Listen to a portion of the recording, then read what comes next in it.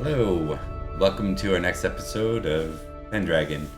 We're gonna dive right in here tonight, just to make sure we got a time to go through everything. We have Gary with us, once again, representing the remnants, the last remaining remnants of the Western Roman Empire. Syagrius, the Praetor.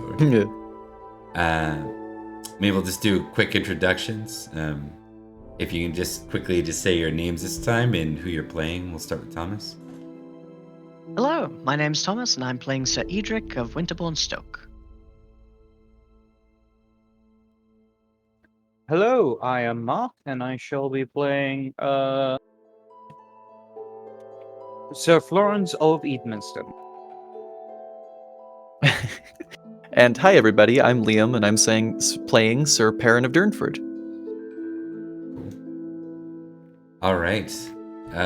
We just introduced Gary. Gary, you got anything you want to add for tonight? Not this time, no. I am playing again Syagrius, Praetor Syagrius. All right. So before we dive in, we're just gonna go over a couple of things. Thomas, was there anything to add about Winterbourne Stoke for you? Actually, you know what? We can do that. Yeah, we can do that live. Oh, sure. I think that'd be more interesting if there's anything you want to note there. It might be something they haven't heard about yet because it happened over the winter. And Indeed. This is Easter. All right. So to start things off, we're gonna jump right into a feast. Hell yeah. And the Royal Easter Feast today is in the White City, Castle of the White City, it's called, in Hantone. Oh. Yeah. Is the city called the White City because it's all marbly? Probably. I'm gonna say yes, because why What not? a bunch of What a bunch of nerds. It's we'll say it's like old Roman remnants, I think. I'm just saying if there was any description of its actual. But I believe it is an old Roman stronghold, so definitely possible that they have those fancy pieces to it. You would know that Hantone is the sort of headquarters of the naval base of the island, and you've all been beckoned. Your count is present. Why don't we go ahead and do appearance rolls to test? Praetor Syagrius, at this point you have a plus 15 to your roll. Oh shit! And they still forget him. Wow. I got critical appearance. Very nice. How'd I manage that? Damn. Well, you rolled a 15 on the dice. All right. Oh, Success. That makes very good. That makes a Yeah. lot of sense. Right, so we're gonna start. So we got 2 above the salt today. We got Sir Perin and Praetor Syagrius, and then we have. You know, it's the thing about these nights. Like, it's very different than our last group, where like you'd have half fail on a regular basis, or whatnot. We're too hot. We're too hot. Yeah. Hot fancy boys. Yeah.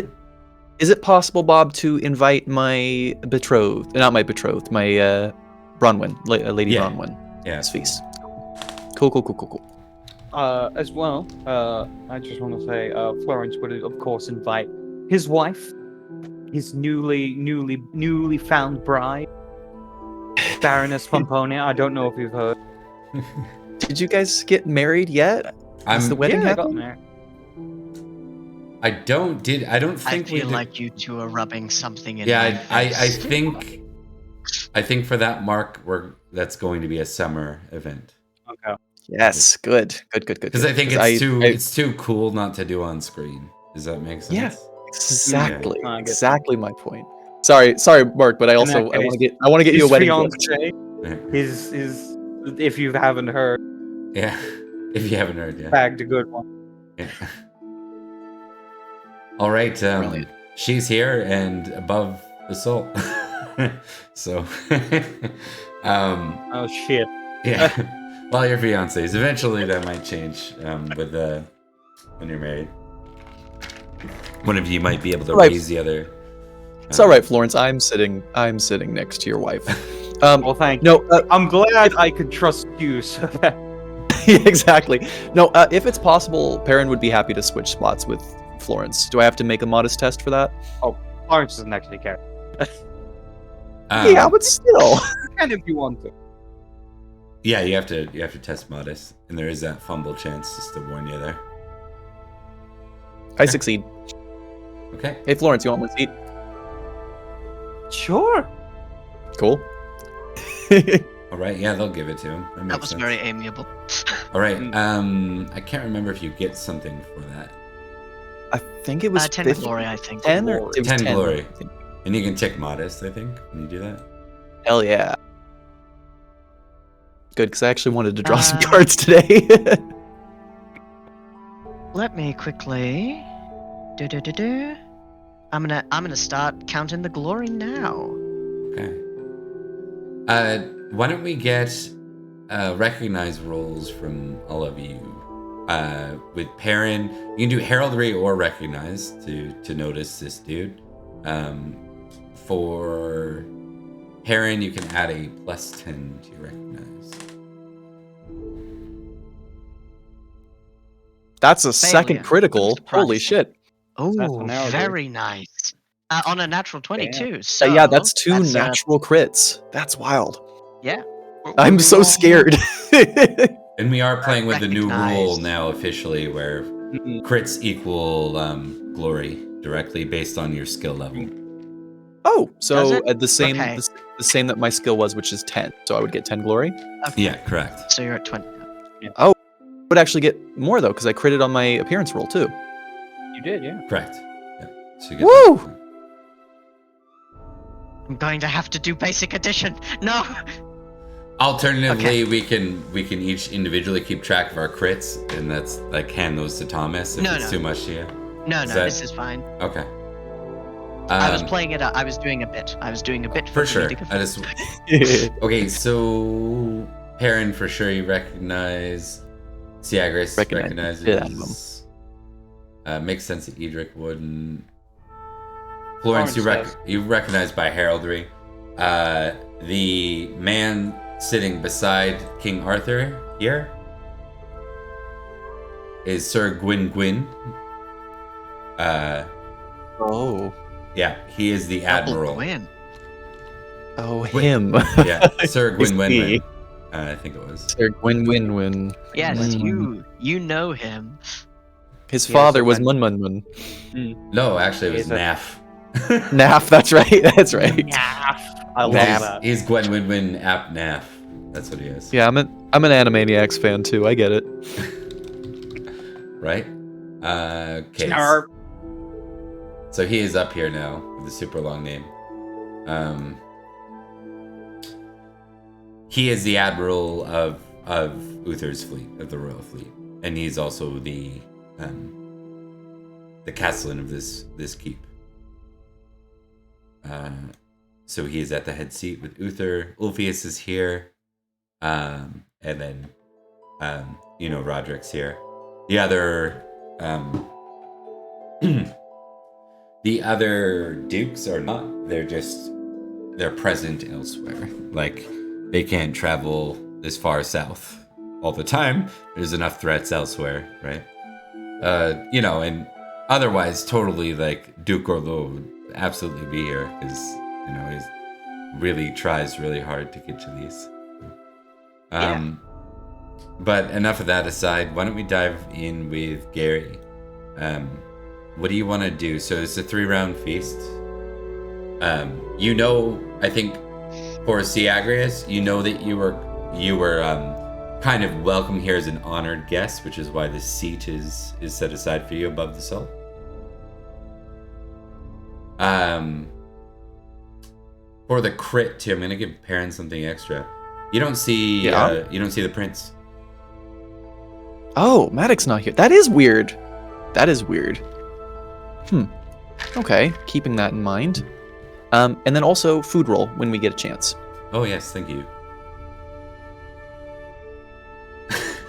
Roast baby swan. What the fuck? I don't know. I just did this. I just Liam. copied the list. You did this. Yeah. Why does it have I to be a mean, baby?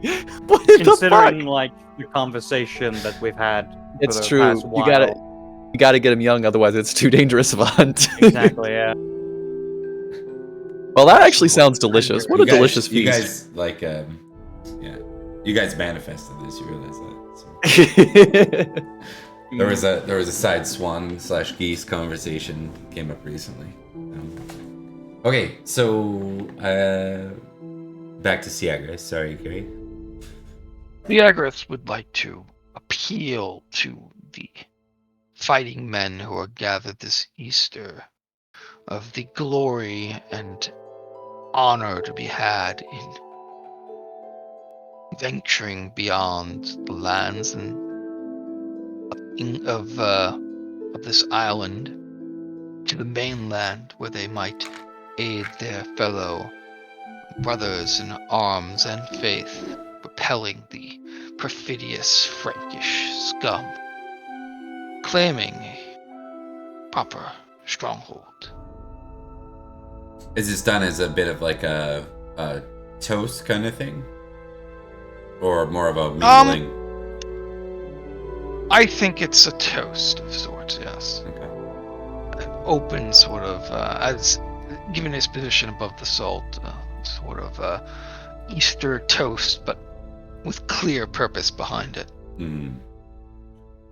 He seems a bit eager. Yeah. More eager than he was previously. Test intrigue for me. Intrigue. Any bonuses or just straight intrigue? Just straight this time. Not as of yet, but you will soon. Yeah. Okay. So It's a success. it comes off well, like the toast. I think what's interesting for Edrich and Perin and Florence are like, wait, what? We're going to fight the Frank. Like, you've heard that the king has pledged like something, but you're like, is that why we're in Hampton? Like, are we going overseas? This wasn't a muster. This is Easter. What? You know what I mean? That's kind of going through your heads at this point. And it's left to sit that way. Uther says nothing at this point. And did you want to actually do anything extra with that, Gary, or is that good for a run? I think he will kind of. It's not just the gathered knights. I think he's looking to anyone who's capable of holding a sword, but also those noble lords, the counts and the dukes who may be present, kind of looking to them to, if you have not already committed to this noble endeavor, time is still possible. You need not feel you have missed your chance to do the godly thing. Oh, yeah. Because our Lord Savior did not miss his chance to save us all this Easter. Interesting. Pulling in the old faith too as a counterpart. Yep. Got it. All right. So, with that in mind, there are like lots of rumors and stuff, but it seems like people are ready. Knights are ready to fight. That's for sure. That's what you're getting the impression of. And with that, we're gonna go over. Actually, let's see how good this is done for Syagrius. Give me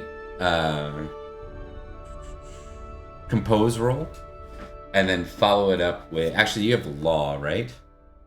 I do, yes. Did we What a nerd. Do we establish what that covers for you? It covers a lot. Remember that? We established that it covered some of the older traditions and honors and Yeah. obligations, but we didn't cover everything. No. Roll law for compose, and then you're gonna roll orate skill from there. Okay. Law. Okay. Ah. And then give me an orate. This is kind of to see how well your actual speech goes off. Yep. So it's sold well. So all right. And with that, we'll cut over to Sir Florence, who's sitting beside his betrothed, as the roast swan comes out. Speaking of which, I think Florence is going to take this time to do the very necessary job of flirting with his fiancée Okay.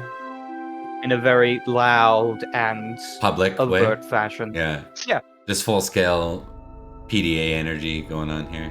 Perfect. Oh, definitely. Yeah. It's making everyone uncomfortable. Okay. It's the word. Now, why don't you go ahead and give me a roll on that? All right. Oh boy. Flirting. I hope you don't know get. what? Because I can, I'm going to roll Amor Pomponia. Yes. Ooh. Okay. Fumble that passion. There you go. Succeeded. Okay. I'm now, rolling it more because I want to get it higher. gives you a +5. It's +5. Flirting. +5. Don't have any genealogy at this point, but I will at the end of turn. Oh, That's a fumble. You know what I think this is? No. I think it's less about her, because I mean I think it's more like you're annoying the crap out of the other people around you, because it's so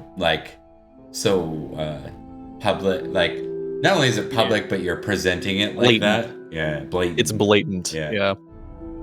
So there's a lot of like eye rolls and stuff. I think that's all that's gonna represent. I think we've already established a romance there. So this is just more like the flirting. Maybe it's embarrassing her a little bit because the people aren't responding well to it. So she's trying to get you to cut it out, and you're not. Stop. Yeah, that sort of. Love it. Okay. We'll get those fumbles out of the way early. Edrich. Well, now that I'm here near the salt in a 3-round feast, I'm gonna draw a card, and I'm pretty sure. Do I have to be at 3,000 before I can draw 2 cards? 2,000. 2,000 for 2,000. I can draw 2 cards, gentlemen. Hell yeah! I'm going to draw 2 cards. Remember the host card situation. So if you get one of those, you gotta take it. Oh, host card. Speaking of which, There we go. Host calls for a toast. The host, which I imagine in this case would be King Uther, rises and calls for a toast. We all roll courtesy, and the winning character gets 2 geniality. On a fumble, other guests glower at your impropriety, and you get -4 geniality. Okay, I think so. Uther rises and says, "Let us toast our wonderful host and the Admiral, Sir Gwynwynwyn." I can't say that without being, I don't know. It's I know. Snickering a little bit. Yeah.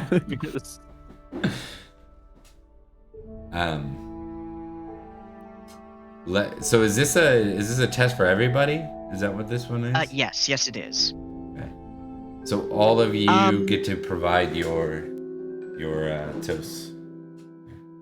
I would like. Reality. Geniality is something that I'm keeping track of in Knights of Salisbury, our channel. At the moment, you have 3, and Florence has 2. I would like to activate a passion, if I may, Bob. Yep, absolutely. I want to impress my new favorite noble. I want to roll homage Uther. All right.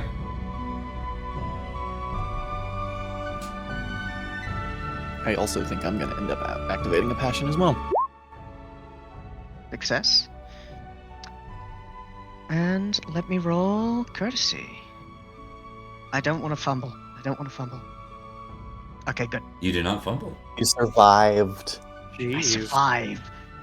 Now the rest of you get to also participate here, so you are rolling your courtesy. Mm-hmm. Courtesy plus 5 Syagrius? for me. Syagrius, you have Ooh. +3, and Very you courteous. have +7, I believe, Mark, because your genealoty. Oh and shit, fashion. that's right, I forgot. Well, I think you get geniality at the end of the round, right? We're still in round 1. At the end of the turn is how I've been doing it. Okay. I thought that was a rule. Okay. So it should be Well- an 18. We'll verify later. I am going to roll my hospitality as a passion here. I need to do well with this. I need to. Okay, I pass. Okay. Good. The total winner in this case is, I believe, Sir Florence. So, Sir Florence, you get 2 geniality. Hold on. Everyone Hold else on. gets. Hold on. Hold on. Hold What? on. Hold on. I He have not hasn't rolled rolled my yet. courtesy yet, Yeah. my friend. Isn't what the Oh, actual doing. Sorry. I just saw the hospitality roll. That hospitality. is I my get you. bad. I get you. Forgive I have me. no. I have no geniality. Correct. Not yet. Cool. Amazing. Yeah. Incredible roll. Okay. Sir Florence. Everyone succeeded though, right? Yeah, everyone Correct. succeed. Why don't we? Do you want to? If anyone has anything specific they wanted to say in toast to the admiral, we can role play through that real quick. Sure thing. Yeah. I think as King Uther calls for the toast, Edrich raises his goblet that he's been using to wash down the roast baby swan, and he will say, "To the true servants of one realm." And there's responses here. Yeah. Yeah. I think I know what Florence wants to say, but I think he'll go last if anyone else wants to say things. Gary, do you want to go first, or should I? You can go first. Perin will raise the glass with his left hand and go, to the muscles torn and reformed stronger, and to those that we leave behind. I think there's what that does is some people are like confused by it. And they're like here, but it goes well. You know what I mean? It's just Yeah. They don't get it, but they thought it sounded pretty. yeah, exactly. All right. I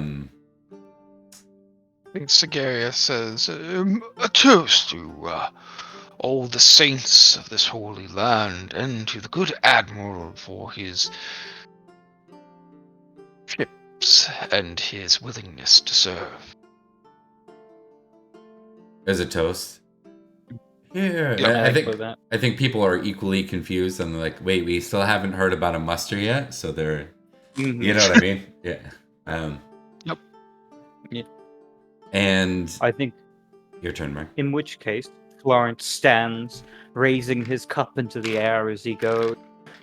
To king and country, to our great admiral of his majesty's royal fleet, may we sail wherever we do, by the king's name and by his sword. I think we can all agree we would sail to hell itself if it meant to be in the service of our great lord, King Uther, king of all Brittany. Britain. Exactly. Brittany's a different Brittany's place, on the I island. just- Sorry. Brittany's in on the France, mainland. ironically. All Britain and Brittany, just everything. Yeah. Here. No, Make it it's well received. I think on top of that, Florence also gets Sir Gwynwyn's name right, which helps. Sir Gwyn. Uh, Win. What are we okay. gonna do? We're gonna go win that battle. No, that would have been a fail. That would have been your fumble. Yeah, brother.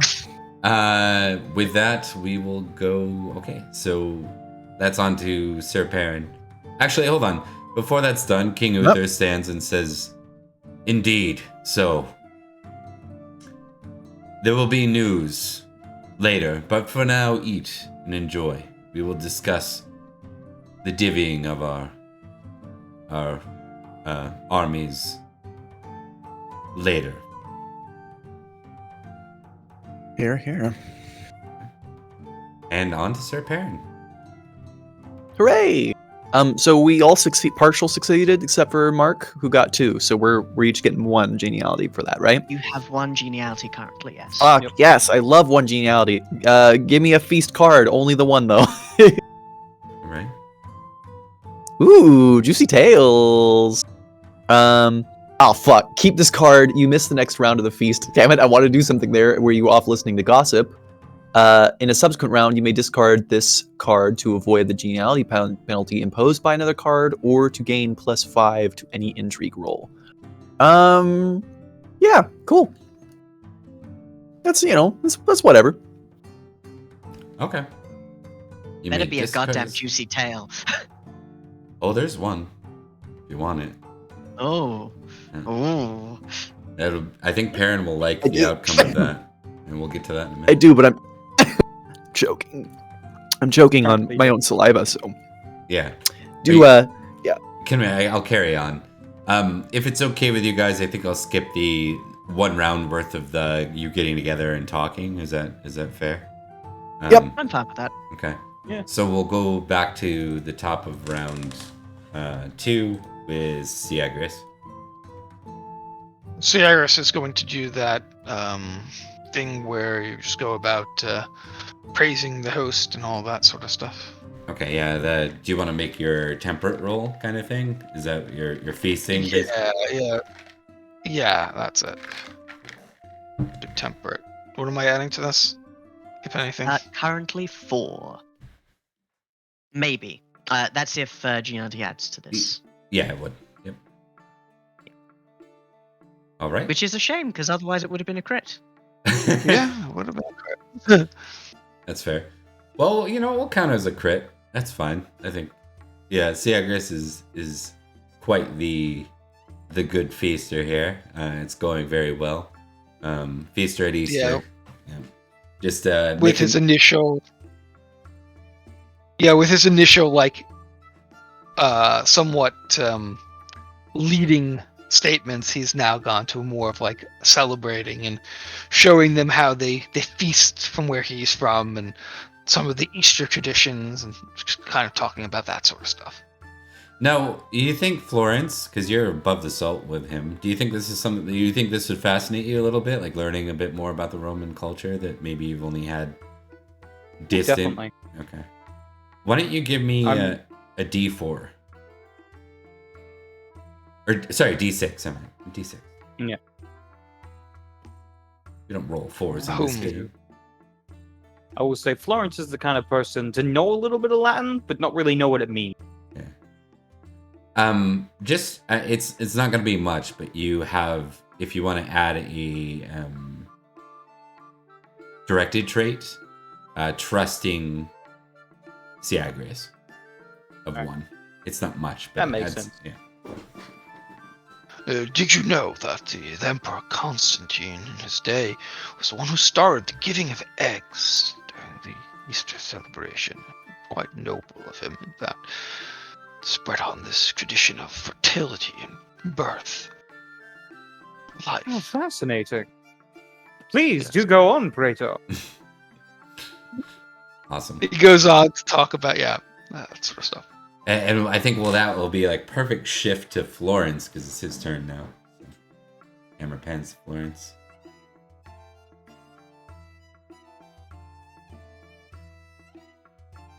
You're muted. You're muted. Honestly, there's not too much for him to do and hit the position he's currently in.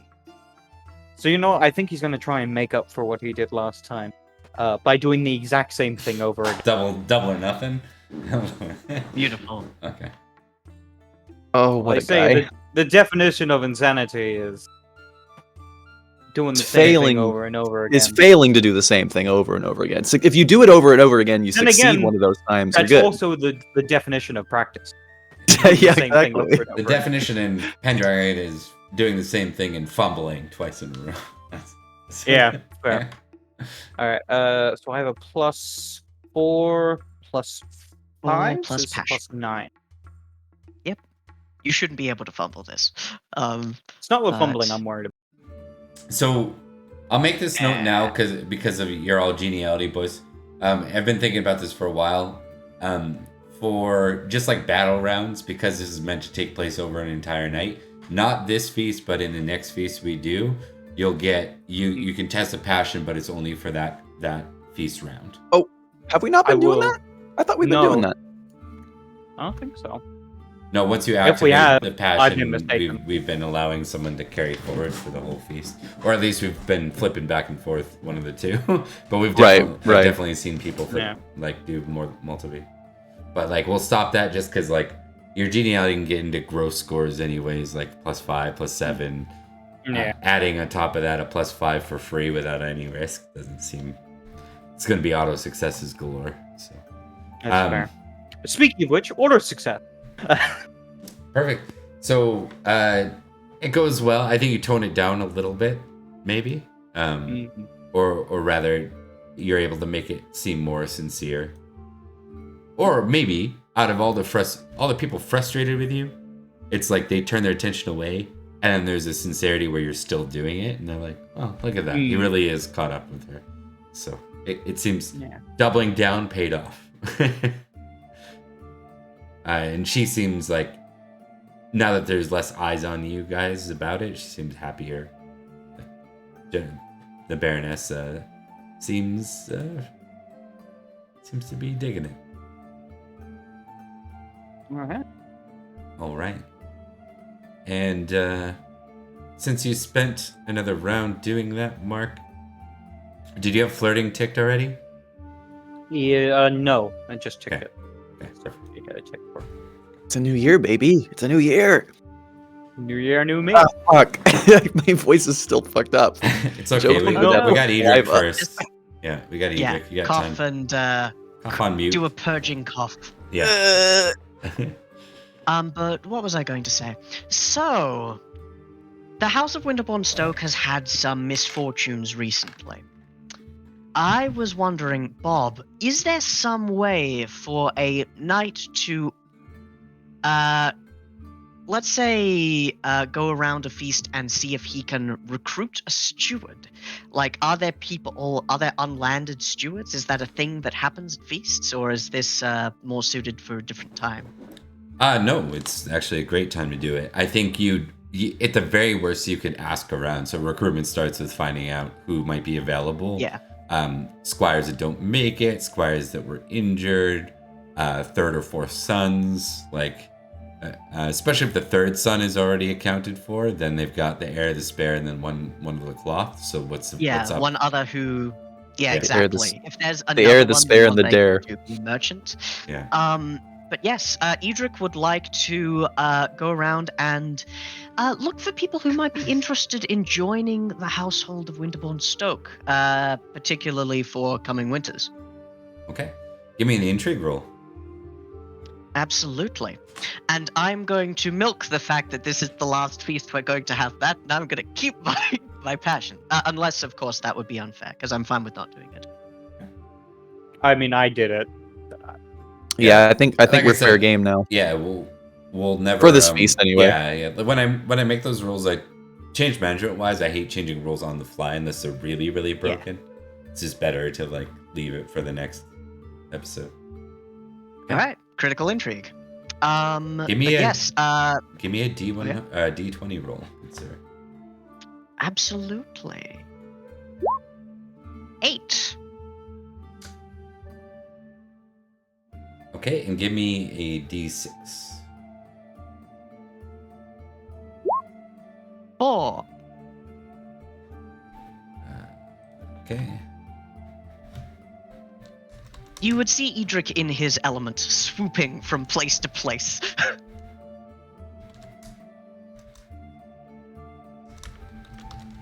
He does kind of have a swoopy vibe to him, doesn't he? He does swoop to enter and exit conversations. And From then the he rafters sits upon even? his perch, Yes. observing the court. Mm. So you encounter well, let's I'm just trying to think how to do this. Give me a recognize or a heraldry roll, and you can count your you can add your geniality. Absolutely. Oh, fumble. Interesting. Okay. So you mistake him for someone else, I think, is really what this comes down to. Give me another d20 roll. Absolutely. Let's see who you mistake him for. 14. Is that Bledick? You think this is Sir Britchin, the deputy marshal that you're talking to? Britchin. In any case, good sir, I imagine that in your profession you are familiar with, well, a great deal of land and management therein.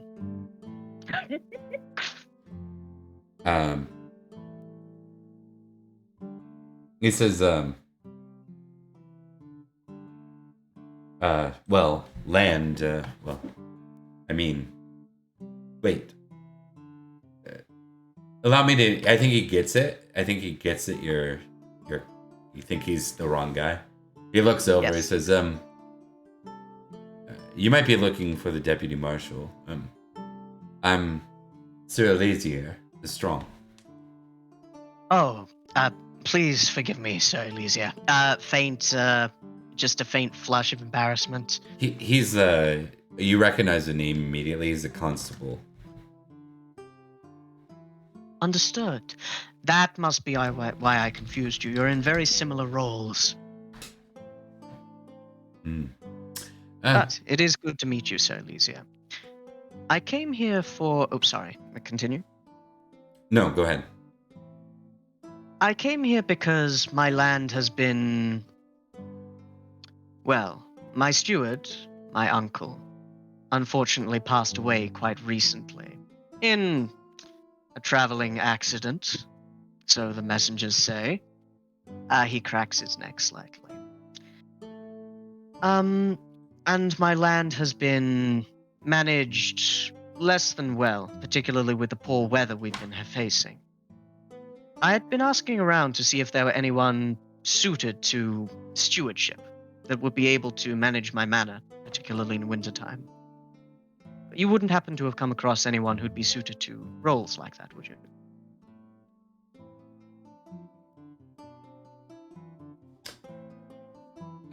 He says, actually, now that you mention it, I was recently passing through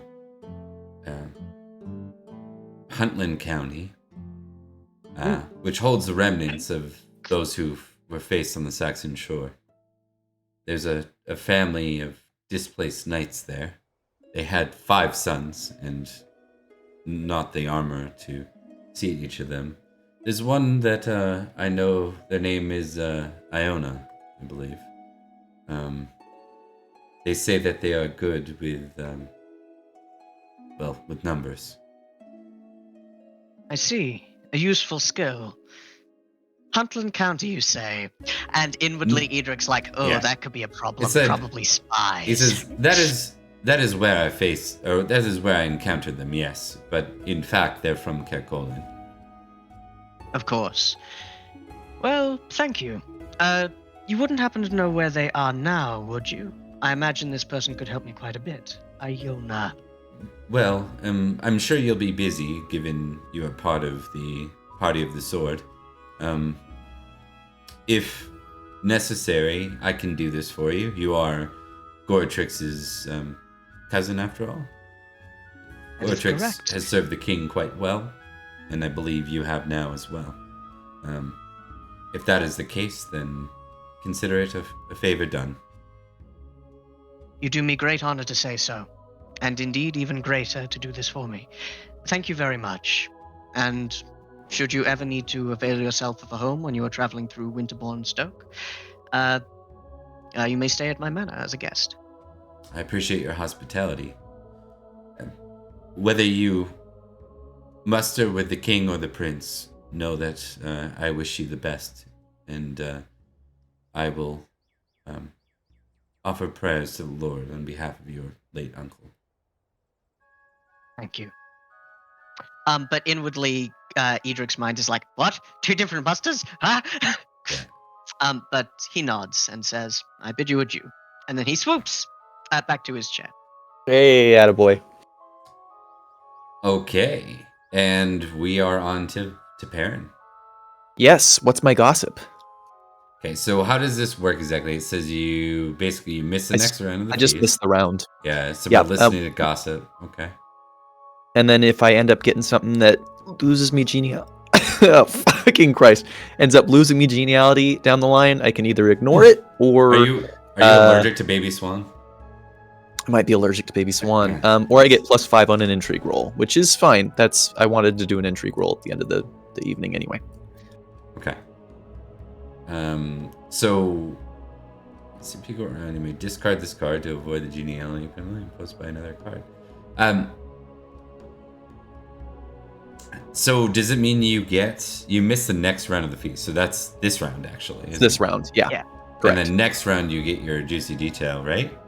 So what I mean, we could give it to me this round and just because I'm missing the round anyway. I think I'm missing it because they're telling me about it, you know? Yeah.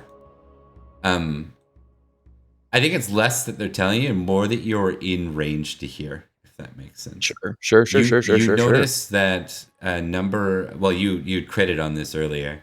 You notice that a number of the prince's folk are here.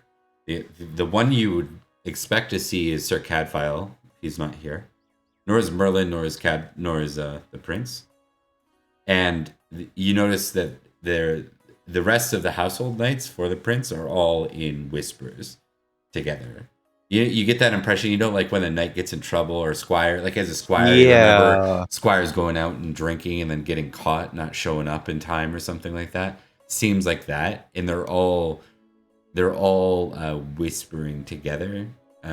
That's bad. That's supposed to be my war gang. Yeah. That's probably why you're over here. So you can probably. Yeah. Do you want to face? Do you think it'd be more interesting to face it directly when you go to find out? That's actually I already since round 1 I was going to use a round to intrigue and see what the fuck's going on with Madoc, why he's not here and stuff. So I think that works out pretty perfectly. So I think the reason you miss this round is they pull you aside. Okay, so they pull you. Interesting. A couple of the guys pull you to the side. I think we need to give one of them a name. Edmig of Clarence County. Oh, he's brave boy and lazy. Yeah. He's brave and lazy. He's a little lazy, but he's also extremely brave. So Sir Edmig says, the prince. Actually, how would you? Let's start with how you would go about this, and why don't you make your intrigue roll right now? Oh, for next round? Oh wait, never mind. You just automatically. I mean, I'll make it. I'll make an intrigue roll if you want. You automatically make it. So yeah, okay. I think just to get through this quickly, why don't you start with how you approach Edmig when they pull you aside here? Yeah, Perin will kind of make his way over, and as they kind of stop him, he'll be like, "Something's going on, isn't there?" They look at you and they recognize you. Otherwise, they look like they're about to just like give you a line. But when they recognize you, they say, "Oh, Perin, come here real quick." Oh, that doesn't bode well. And he walks with him and he goes, Meg, I'd noticed that Madoc isn't here, but the fact that everybody's being so tense about it, something's wrong, isn't there? Well, he was supposed to be faster. We all went to Estragales to speak to the Archbishop. He was to bless the prince in honor for acknowledgement that he is the true prince. Right. And they kind of look at each other and they're like, he one of the other knights says he was supposed to be back already. And the other knight kind of looks at him. He says, yeah, but then he met her. Well, hold on. Who's her? They all look at each other and they're just like, just a lady, a maiden. we don't really know her, to be honest. He was infatuated with her at the feast, but don't worry, Merlin is with him. And Cadfile. Sure. Cadfile stayed behind. Well, that's at least one sensible person. Okay. Well, good. How late is he exactly? Well, the king had an announcement involving him and, about Frankland. And Oh. it was supposed to happen at the beginning of the feast. I see. Well, I hope she's worth it. They all kind of... There's a couple of them that give a look like a smile, like I bet, and there's a couple that give a look like shrugging, you know? Like, pissing off Uther isn't worth anything. Yeah. Yeah. Cool. All right. Badass. Well, thank you, Sir Mig. No, Edmig, whatever your name was. Edmig, yeah. Oh, there's a different Mig? Edmig. Yeah, there's a Mig, and there's also Edmig. Gotcha. Yeah, this is one of Madoc's direct knights. All right, so that is the end of round 2. We move into the final round. And we shall start with Praetor Syagrius. Syagrius would like to intrigue, if at all possible. Absolutely. Why don't you go ahead and... And I did the whole feasting thing. Does that add anything in? You tick... Oh. Right, because you criticaled the last time. Actually, we said you criticaled this time. So, yeah. You get, like, I think we just established that anyone you want to talk to. So you're just going to get your geniality, right? Yep. But anyone you want to talk to is fair game because of this. Alright, I believe... Including the king, the duke. I think you name it. Yeah. Let's go with the Duke. Okay. You've got a +7 to this. Duke Ulfius. He is like the king's best dude. Yeah. But now, All right. And what's your approach on this one? I think he's gonna go forward and kind of once again, like he did during Christmas, speak of the dangers of allowing the Franks a hold, and that they have allowed the Saxons plenty of launching points from the continent to the island. That not only is there glory to be held and security, but as well as that, there is, of course, the honors that only Rome can bestow. Title within the order of equestrians, perhaps. I, after all, am a Praetor, and the region which I hail from is one of the last of the Regnum Romanum. Ulfius, Such honor. Ulfius will smile at you, and he says, "Your timing here, Praetor, couldn't have been better. I agree with you. In fact, I think both the king and I do. Securing Susan on your behalf, nay, destroying anyone who would get in our way of dealing with the Saxons on the mainland is necessary, and Frankland has caused us much grief in ensuring that the Saxons don't have free rein to launch ships this way. I must know. I believe I already have the answer, but it's not the first time, and you must forgive me for being sure on this.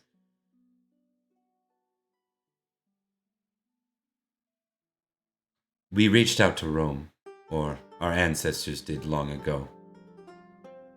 And the answer we got was to look inward for our defenses. That is where our grandfathers secured the role of knights. Now, Rome needs our armies.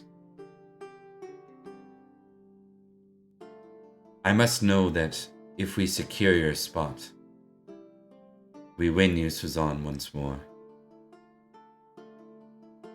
I must know that you will finish the deed, that you will be our support and allies against the Saxons on the mainland. Of course, that is ever our intent. What we wish to secure, to finish the deed, is to drive out Lord Beccius, Clovis, if you want to use a simpler name, from the mainland, drive them all back, him and his Saxon allies, and then, when that is secured, he will be the bastion, the wall for you against the Saxons that come from the mainland, as well as, if you should need it, being firm allies to secure your lands with our own troops and musters once we have rebuilt, resecured our lands. Not just in arms either. The vineyards and the farmlands, Rome, and lands that I wish aid in reclaiming are rich, vital. No, it is no wonder that the Franks want it so badly. And that sort of supplies, foods, preparations, wealth, of course, flow to our allies.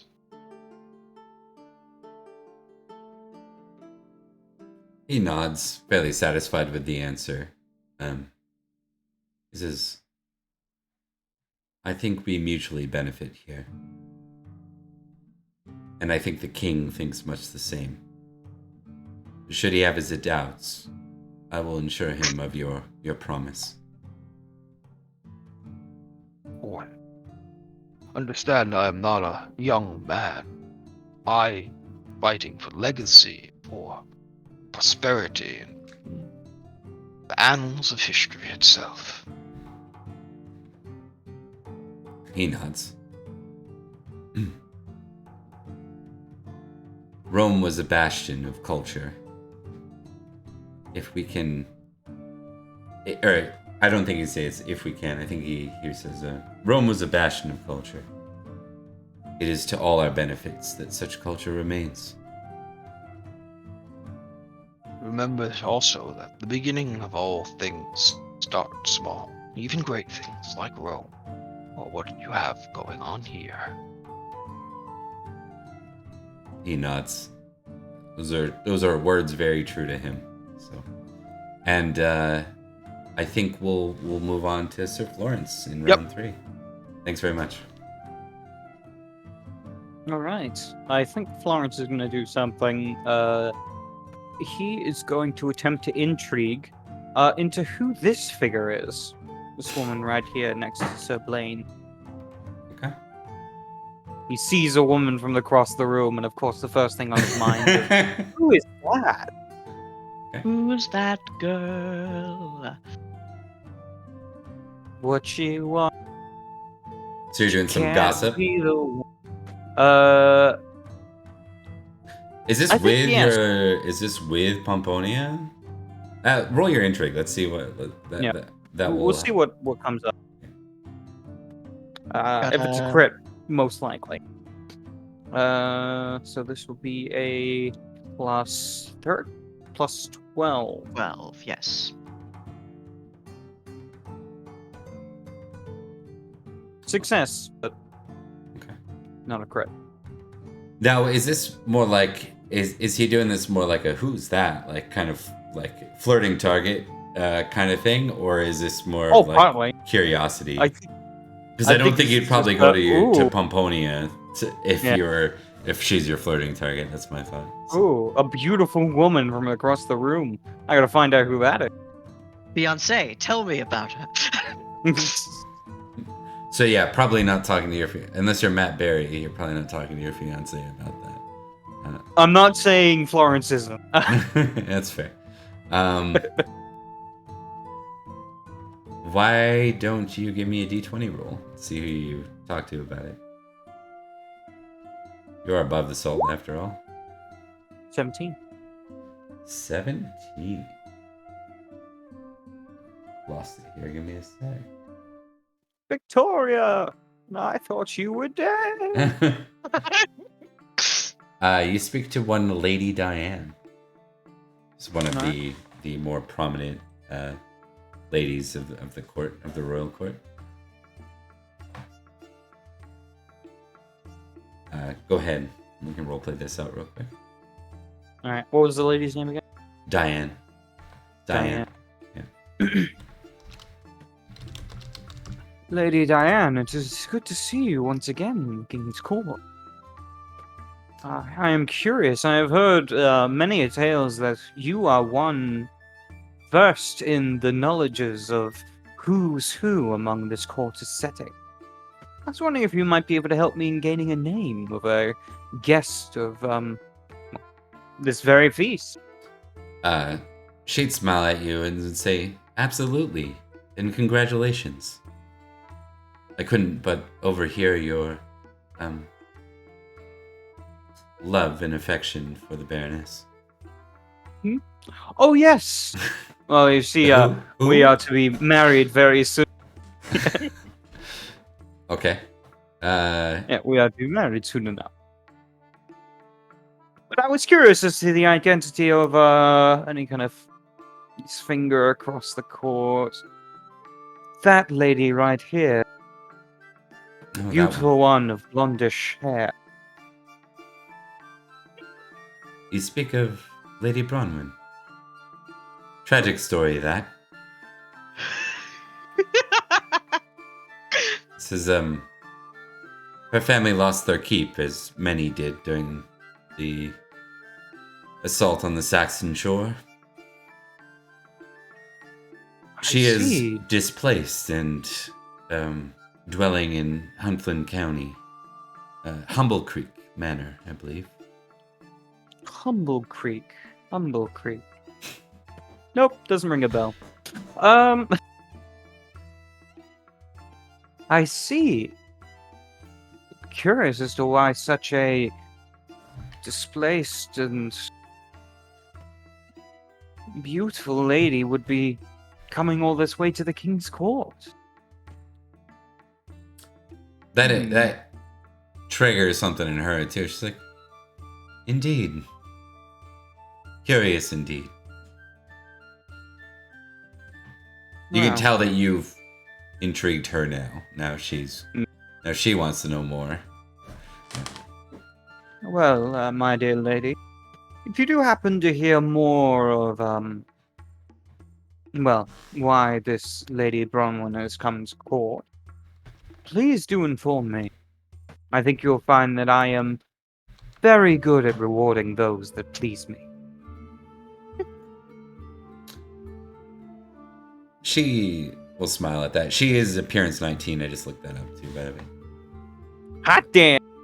Hot Totally damn. got people talking to each other, arms folded and nodding badassedly. Wow.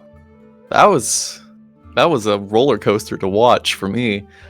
You looked so smug the entire time. It was panic mostly first. I was like, what is he doing? And then I was like, oh.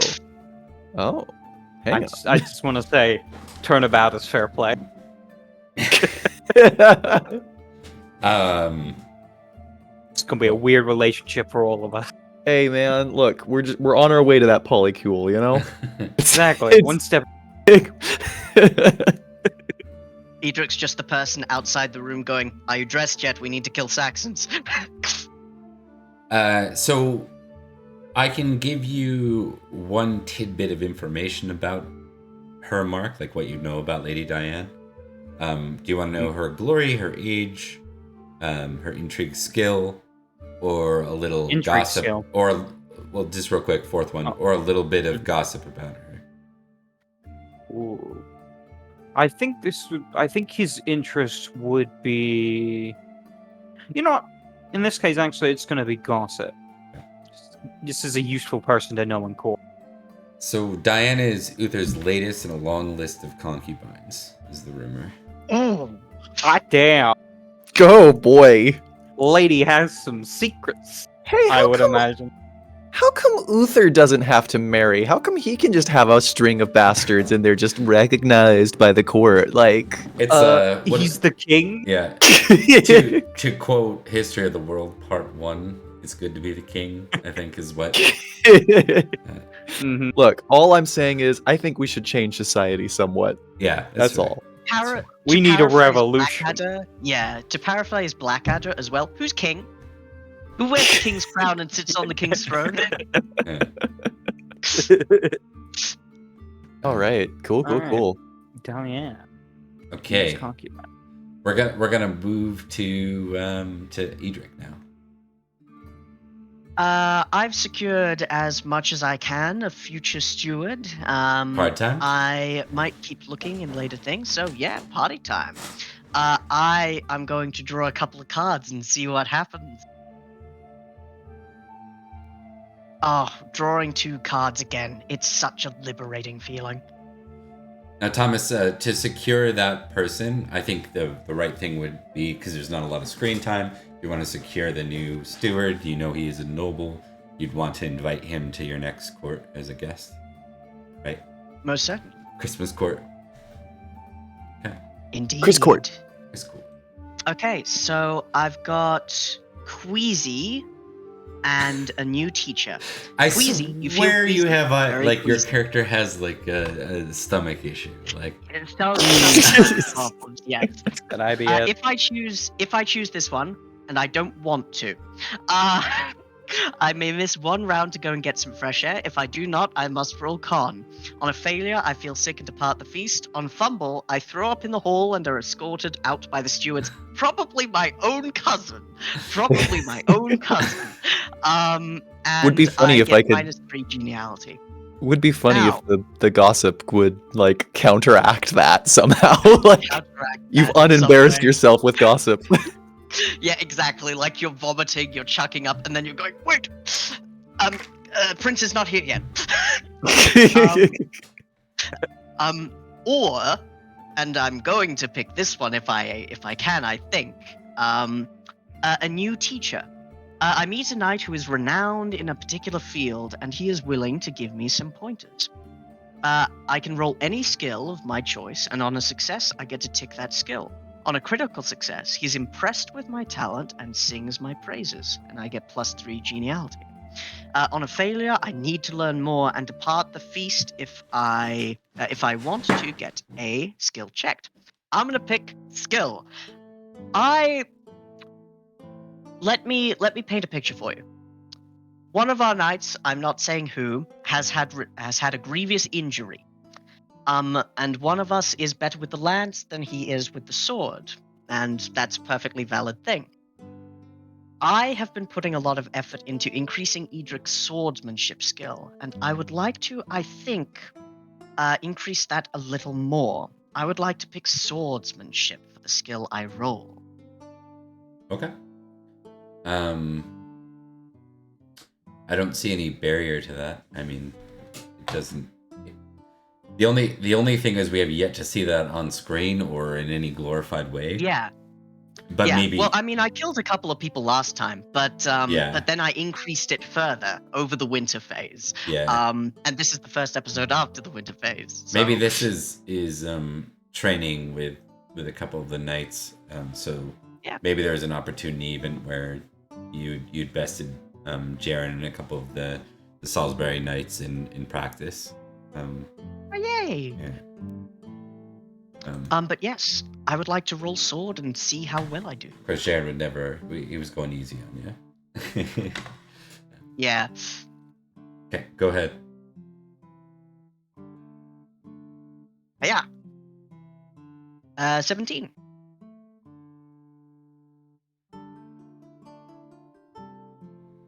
So that is a success. So I get to ticket. But yes, I imagine this is Like just listening and footwork talking almost? about it. Yeah, It might be yeah, even footwork more than anything else Yeah. because we're in the middle of a feast. Yeah, so if you've ever seen like a couple of sports guys talking, it's almost like that. It's like you're talking, you're doing the maneuvering with footwork, and he's kind of showing you something. He's showing you how to use your body, like right for the right positioning. Yeah, it's just useful. And exactly. Over a platter of roast eagle, he's like talking to a bunch of people, some knights, occasionally perhaps even Goratrix, though granted he uses mostly his size. Give me a D20. Absolutely.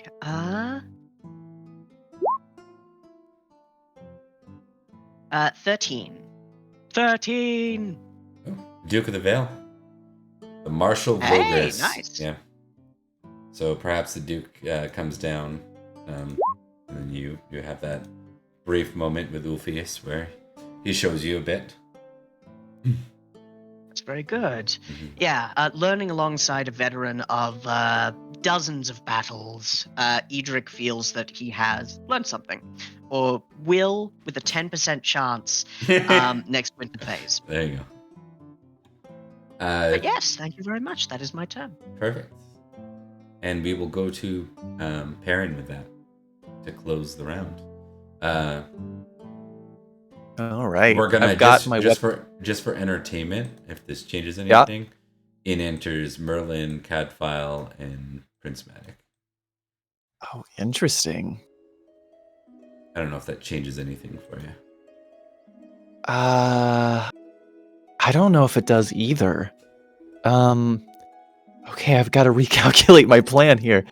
Okay, interesting. So now I'm stuck between, do I try to use my likely to be insanely high intrigue war roll to try to talk to Uther, or do I try to use it to try to somehow warn Madoc that he's in trouble and that he should come up with a plan? Merlin's there, so he's probably okay. Are you Oh sure? god, this is hard. You No, think Merlin cares about this stuff? no, but I think he probably. Oh god, no, Madoc's fucked. But I just. All right. Okay, here's what I'm gonna do. I'm gonna take a big risk here. Oh god, this could so easily backfire. All right. So, Mr. Bob, here's what I'm going to attempt to do. I am going to use an intrigue roll to attempt to float some praise of heroic deeds that Perin, Edrich, and Florence and I have done to Uther before I try to speak with him directly. Is that at all possible? I want to soften him up basically with an intrigue roll to ask him for something. Is what the intent is. Oh yeah, sure. I think that's fine. I just wanted to verify Okay. what you're talking about. Yeah. Okay, so Mr. Thomas, what is my geniality right now? Your geniality is currently, give me a quick moment, is currently 3. 3. Wow, upsetting. That's okay. I have a +5 from the gossip card, and I've also got a +5 for my passion. So that should give me a +13 to this roll. Yep. Correct. That's not the critical I was really praying for. Yeah. How did I manage that? A 2. You rolled a 2. You rolled a 2, yeah. That's upsetting. Okay, well, It's still a success. It's still a success. it is still a success. Okay.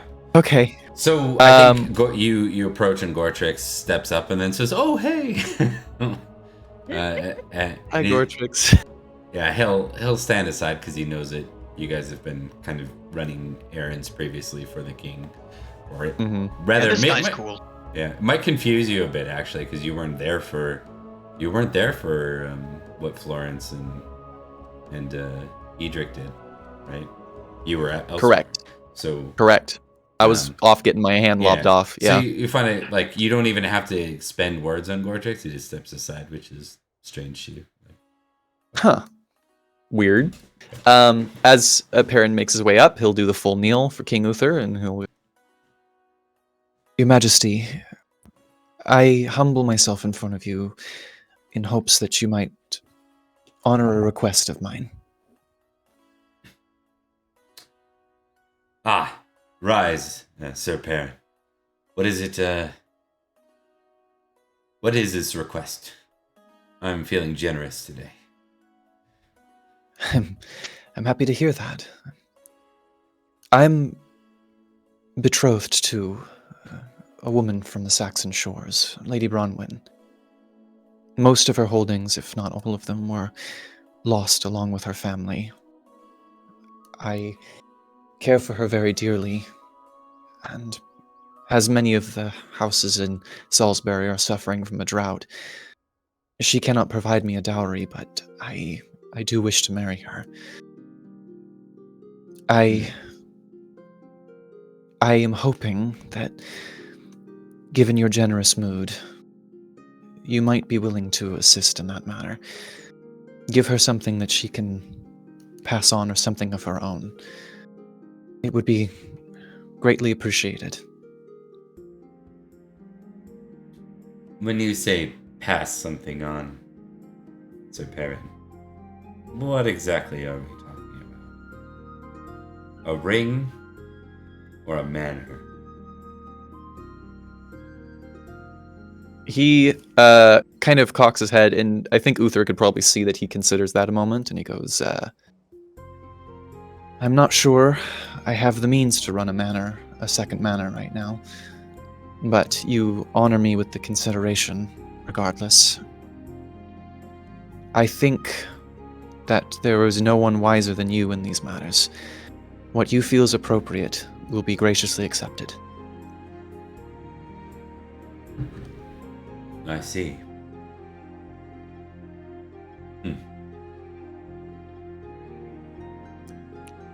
Also, I think Perin will let his cloak part just enough that his hand will be visible. I'm gonna take a risk with that too. We'll see how that plays. That could help or hurt me here. Well, interesting enough, you see him looking for it, like he's heard. Like maybe that's why he knows your name and doesn't call you Sir Eddard. Interesting. Sorry about that, Who Sir is Eddard. this Sir Eddard? Can I see it? And he makes sure that it's visible for him. In front of Uther. Actually, no. In front of Uther, now that Uther has directly asked for it, he's going to hold it out as visible as it needs to be. Like, basically anybody who's, no shame about it is what he's going to try to do. Basically, it's going to be this group here, including Gortrix. Yeah. I see. Great sacrifice for this island, these lands, and all of Logris. It won't stop me from serving in the future. It'll take some time. I know. But but I fully intend to serve you to the best of my ability and beyond. I've heard you've joined the Prince's Council. What is this about his delays? Has Merlin kept him?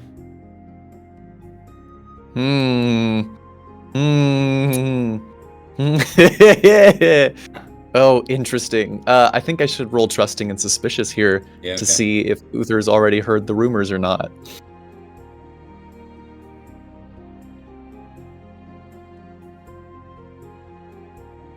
Okay, that's a fail on suspicious, so I trust that he does not know. Perin will smile and he goes, I try not to put much stock in that which I do not know, and I'm afraid I wasn't with him. I've known Merlin to be sometimes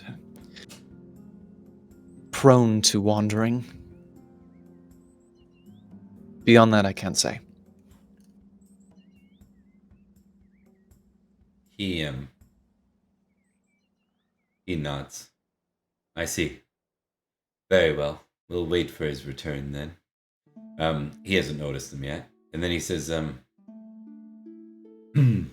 this Lady Bronwyn, was it?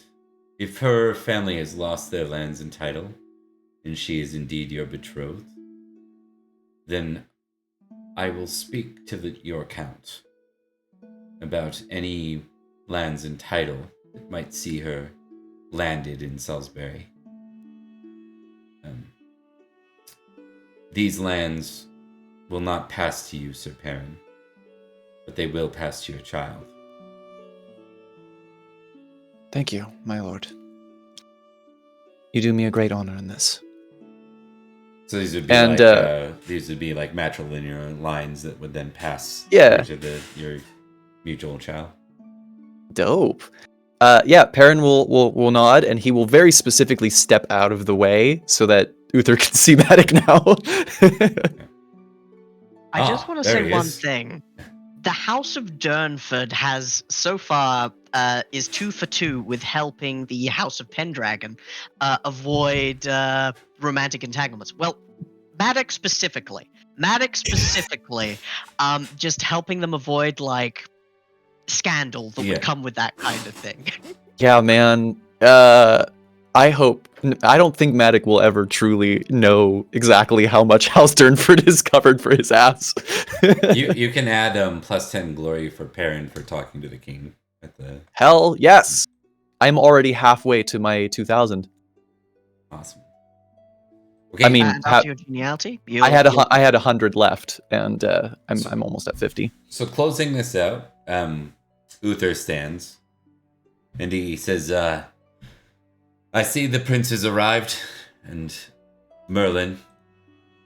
He nods to both of them. I will ask each of you who stand here this day to prepare yourself for the possibility of battle. I will leave it to the Count and the Duke for who is to stay and who is to go overseas. First to Suzanne, and then to reclaim the lands that Syagrius has lost. We do this honor to you, that it might be repaid in kind when we face the Saxons upon their own lands in the future, once we've driven them from here. Syagrius, you are loyal, you are noble, and you wish what we wish, to ensure that our culture continues, and that we are not stripped of it by these barbaric raids. Those who are chosen will go with Prince Madoc and a lofty host. You will reclaim Suzanne, and then take to the prince's orders. The rest will muster with us in Salisbury, and then on to Summerland.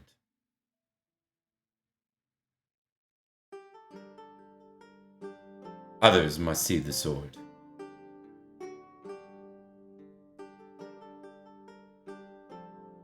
Your generosity is great, King Uther, and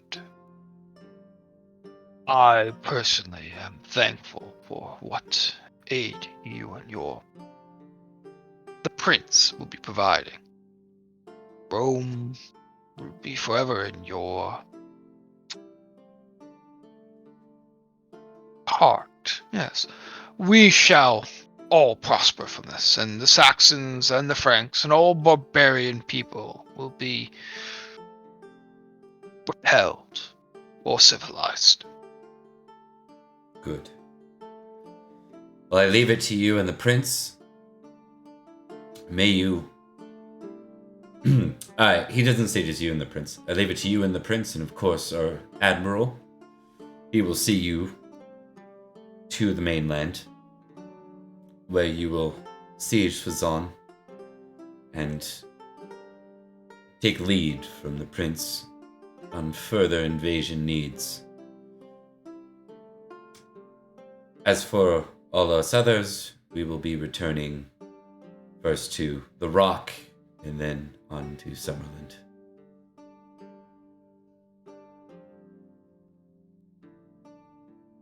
Okay, and I think with that, folks, we're going to take a very brief break. We have a lot to go through in a very short amount of time, so we're going to do this in kind of a grace, like some bits of skipping ways. We'll give you guys a short bit to interact on the boat, a very short, and then we're going to dive right in from there. So we will be back Indeed. shortly and see you all very soon.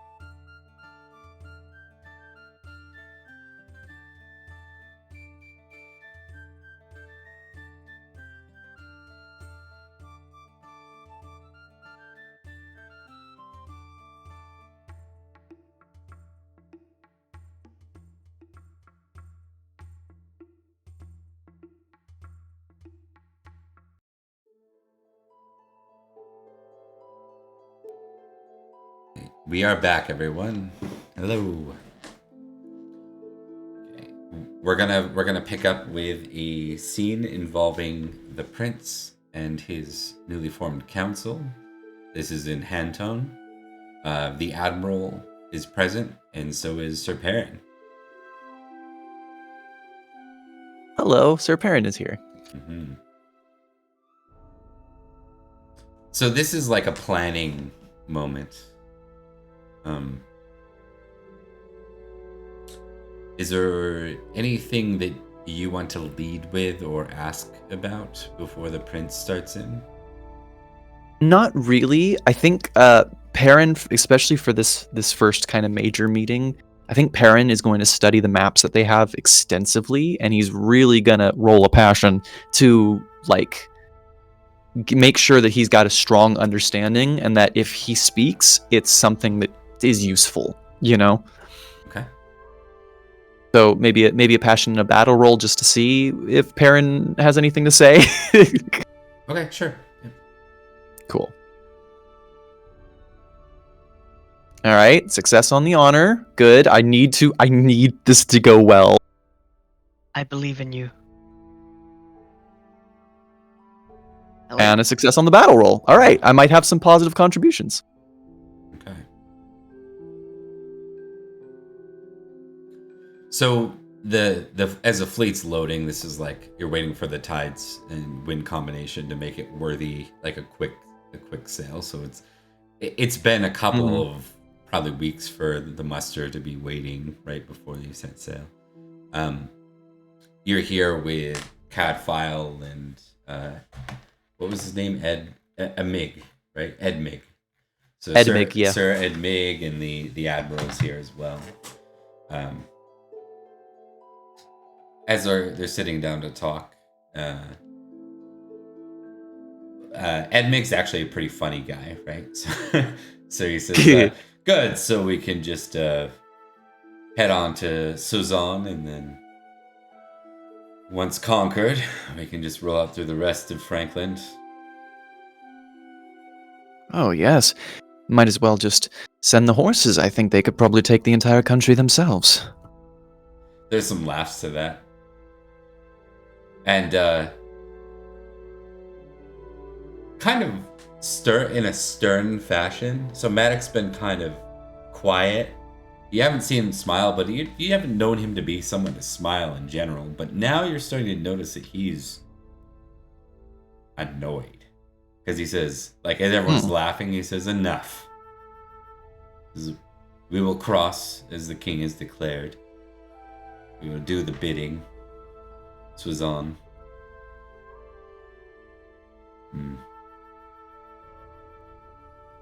I just hate that we leave the Saxons here in the meantime. Run about our lands, run about Malahut. Nest in. We just spent our time ensuring that they could not reinforce, and rather than continuing that assault, we now must pay our diplomatic aid.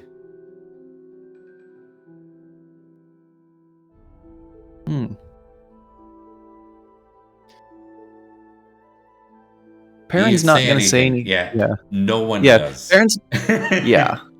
It's not really anything you can say there, because if you agree with him, you're disagreeing with the king. Like...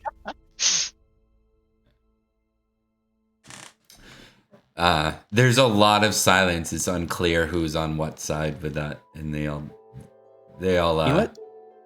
I changed my mind. I think Perin is gonna say something. Okay. He's gonna smile at Madoc, and he goes, well, then I suppose that's even more the reason for us to wrap this up as quickly as possible. If we can't change what we're doing, then we better do it all the harder, right? Madoc slams his hand on the table and says, indeed. 4 weeks or one city, no more. And we've got a lot of work to do. All right. Is there anyone else that would have been snoopy, like when the council? Anyone else that would have tried to? I mean, there's risk, right, to doing so. Pretty big risk to try and overhear this.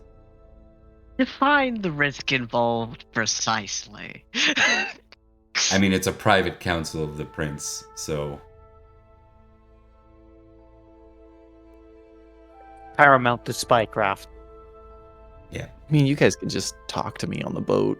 Yeah, that's the thing that's being weighed in Edric's head. Edric is like, "Oh, I would kill to know what's going on in that Oh, council chamber Yeah, right there." how much However, would you kill? Let's test reckless versus prudent. actually, I was just going to say Yeah. I have a friend in there already. But I will roll reckless versus prudent. I am equally That's how a prudent prudent person would and think. reckless. Yeah, can you wait that long? Can you even wait? Yes, you can, wait that apparently. long? Yeah. I can wait that long because You don't. I don't want to get executed for treason. The dice have saved you this time. Onto the boat. So we'll cut forward in the scene. It can be the three of you. I think we know it's Edrich and Perin for sure. Is Florence here as well?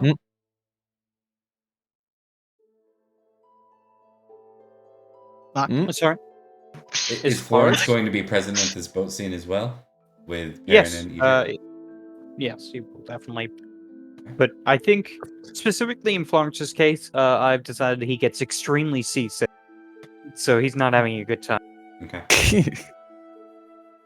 Oh, that actually makes this scene much more enjoyable for me. Okay. As we're on the boat, Perrin will come and seek you guys out. He'll go. Edrich, Florence, might I have a moment? Of course, Baron. Good to see you. Yes, Sir Knight. What is it you would like to speak of? My, you're looking you like me to- You're looking radiant today, Florence. Would you like me to Thank bring your you. buckets, Sir Florence? No, I'll just go over this side. Very well. The night air would do us good. Indeed. I wanted to brief you quickly on the situation at hand. I can't give too much details at risk of security, battle plans and whatnot, but I certainly understand, says Edrich, feigning disinterest. To someone with as much intrigue as Perin, I imagine you could see right fucking through it. But of course. Please, tell us what you can. Well, this particular part needs to stay relatively quiet, but from what I hear, this is about politics. We've been called to aid, and so we're aiding. But Madoc's not super happy with the decision. He thinks we should be pushing into the Saxon shores. Many knights agree. So, we've committed to make sure this assault goes as quickly as possible. Everybody needs to fight 3 times as hard as they normally would. This is... Sorry, you go. Oh, this is important for us to make sure that we can get home in time to take back what's ours as well. The prince supported Syagrius' mission quite loudly in the few feasts we've had previously. Has he changed his tune, or is this simply a matter of perspective? I think the recent raids that we've had on the Saxon shores were so successful that Madoc is having trouble seeing the wisdom in doing anything other than finishing the job. Leaving it half done feels... well, it feels wrong to him. I'm sure you can understand that feeling. There is wisdom in that. Having loose ends, he says, looking out across the waters. Does irk? We are going on to do such glorious thing. Recover the land that was once Rome. Aye, that is the It's- goal. And he hesitates for a moment and he goes, I think we have a solid plan. But between the two of you and me, fight hard, but rely on others for this one. It's no good thing to die on foreign soil. Syagrius, you I happen to understand. see a few of the knights you're familiar with interacting. Did you want to interject anything here or speak to them? Can I hear what they're saying, or make an intrigue roll. I think it's more to Ooh. see if you recognize they're talking in hushed tones. I think that's Yeah. Yeah. I need to if I need to contest that, I will. You just say the word, Bob. Oh, likewise. I think it's more like How to you know spy. you How see to three spy. people speaking in hushed tones. It won't be he hears you. Yeah, I get you. Yeah. I get you. I get I you. think it'd be funny if the two are Did I speaking in roll? hushed tone, and then it's just Florence going, "But the glory of Rome." But the glory of Rome. Constitution roll there, Florence. Well, See if you lose I your clicked lunch. on it. I clicked on it a couple times. It doesn't seem to be rolling. Is it possible you pulled it out? Oh. There's like a there's a prompt. Let me just pop it back out. You're holding it down for now, Florence. No, I clicked it again. I'm not getting the prompt. Let me see if I click on something else. Might Is the reload. prompt hiding behind Let me your? reroll. Let me just reload. No, I checked. What were you want me to Yeah, roll reload. for you in the Roll meantime? Yes, please. And you're rolling intrigue for now, right? Correct. Ooh. Yeah. We'll do. I think we'll make it contested for the three of you to do intrigue here as well.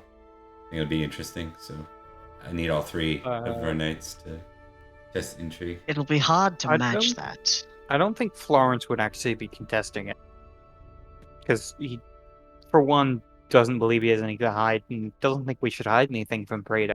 Yeah, He that's true. trusts Syagrius. And you're not necessarily talking or interjecting either, so it's more the two talking. Yeah. So you guys are doing Hey. good. It's just Syagrius is good. So Syagrius, I think for you it'd be a matter of an awareness test versus their intrigue now to try and find your way in discreetly enough to not be seen. And then I think actually no, we'll do it more interesting. We're gonna do an awareness test for you versus their suspicious. Because they are Ooh. private talking under the You're moonlight. gonna. I think you're gonna have to roll for me. I can't Yeah. even. My roll 20 went weird. Like I can't even change my my little nameplate to Syagrius. And suspicious. Oh, I rolled suspicious for him. I didn't mean Yeah. to do that. I meant to roll awareness for him. Oh, tie with Thomas. Why don't you roll suspicious, Liam? See if you're. Yes. Always. I always lose track of it. There it is. I am suspicious. Find it. Fuck this But you're guy. not as suspicious. Okay, so I think we're going to suggest maybe Syagrius that you pick up on a little bit of it, just a few keywords about something about the Saxons and not wanting to let them, and then at that point, Edrich, you notice Syagrius is close by. Praetor. Good to see you. Ah, He says loyal. somewhat louder than the rest of the conversation. Loyal and noble knights, it is good to see you again. On better terms than when I first encountered you. Indeed. Praetor Syagrius. Though I must admit, these are not the best terms to be speaking. It seems the sea does not agree with me. Well, we'll be on land soon enough, and you will see the countryside of where I am from, where I have been. If it has not been too despoiled by the Franks, at least. And I feel that we will get to fight on the field of battle once more. Glory to not only God, but to your household, to your names. Florence, Sir Florence, your father will be proud of you. Turning to a fight that he seemed to hold in high regard. That is what I hope.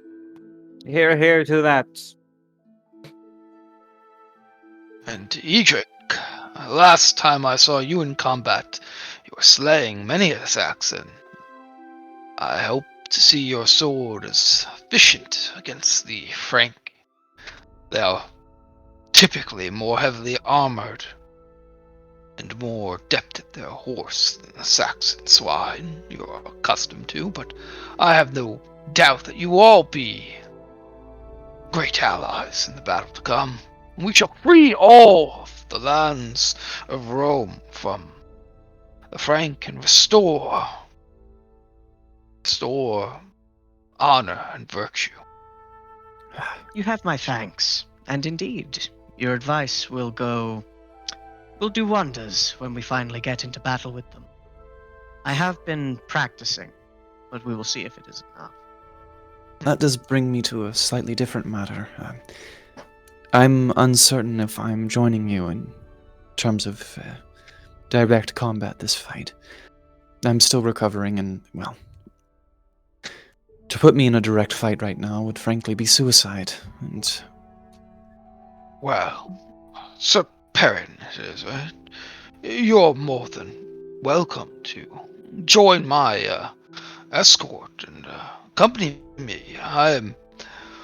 Rome has long had a tradition of not only fighting with our brawn, weapons, tactical skill, but our minds and strategy as well. And perhaps you will pick up a thing or two about the Roman way of combat that will serve you in the years to come, given your injuries.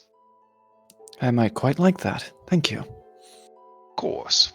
Well, I shall leave you both, all of you, to it, and I hope to meet you all again soon. Feel better, Sir Florence. Thank you, Praetor. I will have. Me. Perhaps I'll have some wine brought to you that might help your stomach. Yes, that might be useful. Thank you, Syagrius. Of course. You'll excuse me. have a good He immediately walks to the side of the ship and throws up. Nice. Okay, so we'll skip ahead. So at that point, all of you can tick boating first and foremost. Hey, the last Hell time yeah. I was on a boat, I was with a very nice lady and a bunch of very angry people. The last time I was on a boat, oh no. All right. So basically, as you reach the other side on the mainland, as the army goes to land, there's a bunch of barefooted mercenaries working for the admiral, Irish Kerns specifically, that leap. They're the first to leap off the boat and help to secure the ships. The ships begin to move into a tiny fishing village, like one by one. It takes a long time for everything to settle. You're here for like a week before everyone is landed and everything is secured. The siege weapons are moved off the ships. It's a significant. This is probably the most full-on battle you've ever participated in. And really, this is actually the only like true siege that you've ever gone into. So Yeah.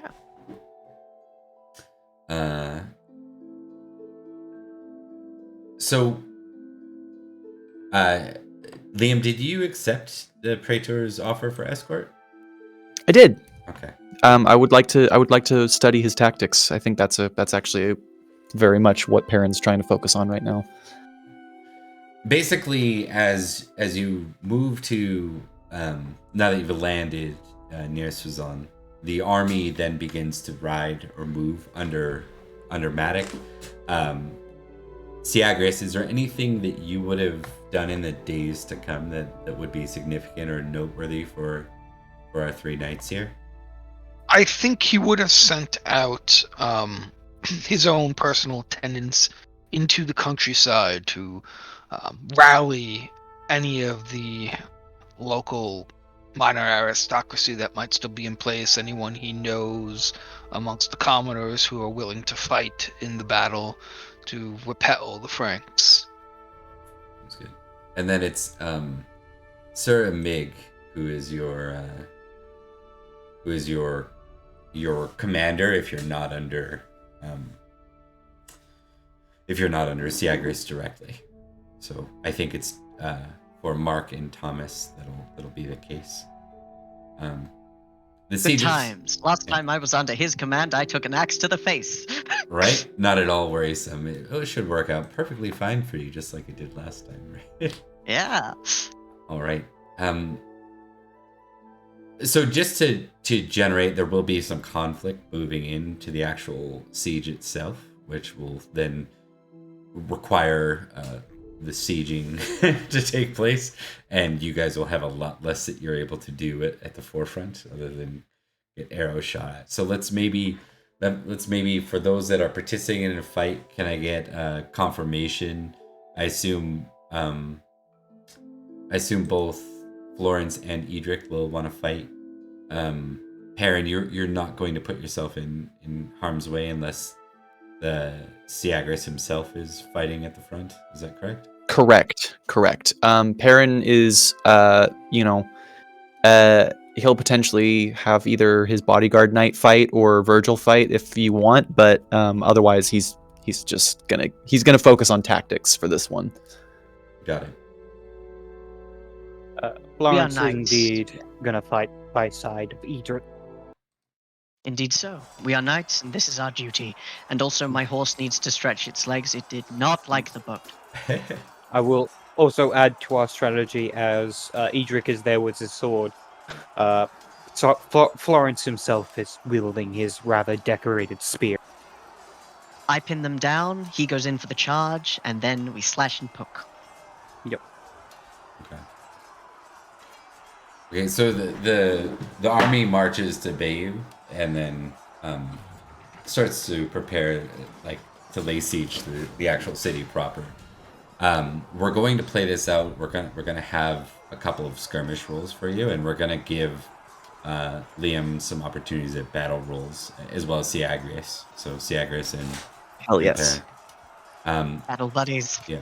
Now there will be a penalty if you don't have siege, which you don't. But you're also going to be able to tick siege here, Liam. So you'll be the first with the skill siege. Hell yeah.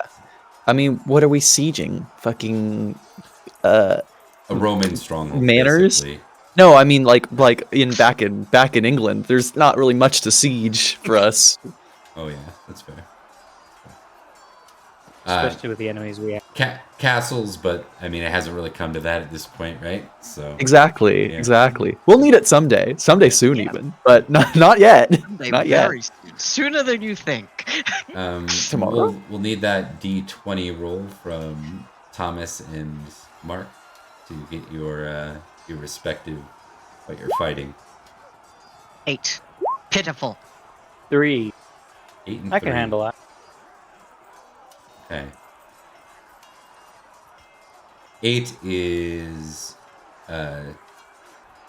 javelinier, or an archer, probably more so in this case. And 3 is a warrior with a spear and a shield. Bob, if you'd like to, I can send you the actual. There is a table for knights as well for. Oh no, knights that's okay. It defines using because they're Germanic barbarians as well. It says using Saxons, but with some minus couple of flavor. They are reduced, Gotcha. and so they aren't as strong as the Saxons. That's Gotcha. Okay, so the javelinier. Are you on horseback here, Edrich? I am, yes.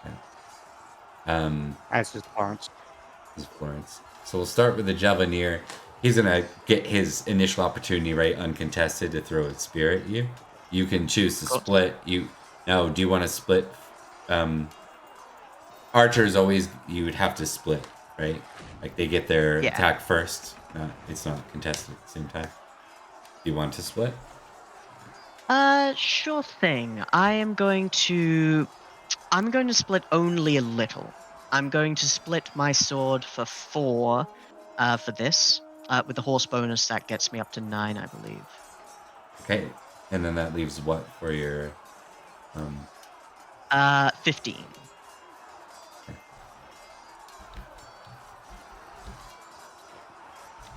right, and so this is Devanir is 15. Okay, 11 coming your way. Javelin. Got you. I expect this is gonna. Okay. I get to apply my shield, but he hits me. He hits you, and they aren't as strong. So this is gonna be pretty, like, it's gonna bounce off your your armaments. Hopefully. Yeah. Yep. Not even a thing. There's not even a risk there. Yep. Ain't nothing but a chicken wing. And then we'll go to you next with your attack, so you can make your attack against him. Absolutely. That is a hit. Okay. Give me a damage roll on top of that. Smack. 21. Okay. He's down. You can get you get 8 glory for that. Very good. Mark. Hell yeah. I was told these were fearsome. Mark, you're contesting He says against a tempting shield fate. warrior. This will be a contest with him directly. Is he on horseback? No. Alright, so I have the horse advantage. +5. This is my lance skill because I am a Kinrick. Indeed. 17. Hell yeah. Right, and he fails that. Hell yes. So go ahead and give me your damage roll. No shield for this guy. The damage rolls we're just doing for flavor, but we're not going to worry about actually downing these guys. And this is a bit more of a cinematic thing, because we're going to do 2 rounds of this. You get, for the shield warrior, you get 10 glory, because you cut him down. Now give me d20 rolls for the second round, and while you're doing that, we're going to cut over to a small scene with Syagrius and his retinue, including Sir Perin. We'll get you guys to test battle, first and foremost. Both Liam and Gary can test battle. Gary, do you still need me to roll for you? No, it seems to be working now. That's an okay battle. Success. Yeah, better than you, Roman guy. Success is success.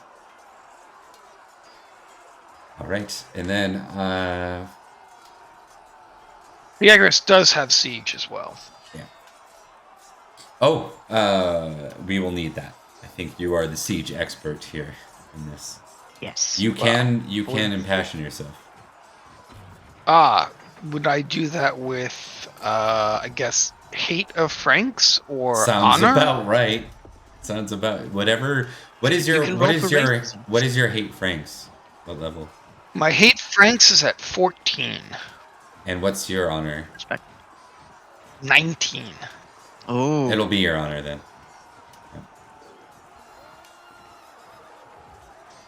Well, succeeded on that. And what does that add to my siege? +5. Alright. There you Well, go. I didn't need it, but Well, it's still good. So the first round of the assault on the city is going super well. Like the army's readying. There's a lot of arrow and javelin fire coming out over the walls, and your army is just sitting it out very cautiously, very carefully, ensuring that the siege weapons are managing to clear enough space for your knights and soldiers to come in. We also note that there are a number of other like Roman allies that from the mainland that have made themselves present to join Madoc's armies here. Not nearly as big as the British host. Like the host from Britain's massive, but there was quite a rally that I think Syagrius would have been able to muster from sending your group throughout the land. So that was a pretty wise move on your part. you see if the rams do not penetrate the doors, the towers will get our men on the wall. Allow them to go down and open the doors directly. Have this sort of necessary tactics in your homeland, do you? Is that to Perin? That's the Perin. I see. It seems pretty effective. I hadn't thought about using these kinds of formations. The Saxons don't try things like this. Interesting. Well, Go ahead. Sir. oh, he goes, well, you have to understand that the Franks here they have long had experience with Roman warfare and tactics. They were, at one point, tributaries and allies before they betrayed us. Some here even had their fathers fight against the despicable Hun Attila. I feel like I've heard that name before. It is old history, but important. You watch I Syagrius as one of, right about that time, you hear a crash as you see one of the walls just completely cave from the siege weapon. I suppose we should not talk any longer. Glory awaits. And you see Madoc ride forward, and he's calling for essentially the first charge, but this is a siege, so it's gonna be messy. Like if you're going in on horseback, this is gonna be difficult. First of the breach is basically guaranteed dead. Yeah. Like, but this is like an honor call, so anyone impassioned with honor who's not Syagrius, because Syagrius is Syagrius, would automatically have to go. Does anyone have famous honor? 16 plus? My honor is 15. Yep. just shy, 15 as well. Yep. So you have a choice here. Maybe if you don't, I will let you choose, or you can make a prudent versus reckless check to see if you want to be part of this. I want to go, I want to go, I want to go, I want to go, I want to go. Oh my god, you guys, no! Don't die!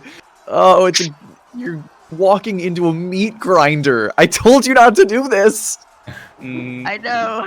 I'm gonna roll through this is reckless. Why the fuck not? I'm gonna continue to sit on the horse next to Syagrius. That's what I'm gonna do. Prudent. Oh, thank God. Succeed No, on wait. reckless, but it's a That might be critical. bad, because if Edrich succeeds, he's in alone. I'm going There'll be in with other the knights. prince. Yeah, there'll be other knights. And I gain 10 glory for a crit on proof.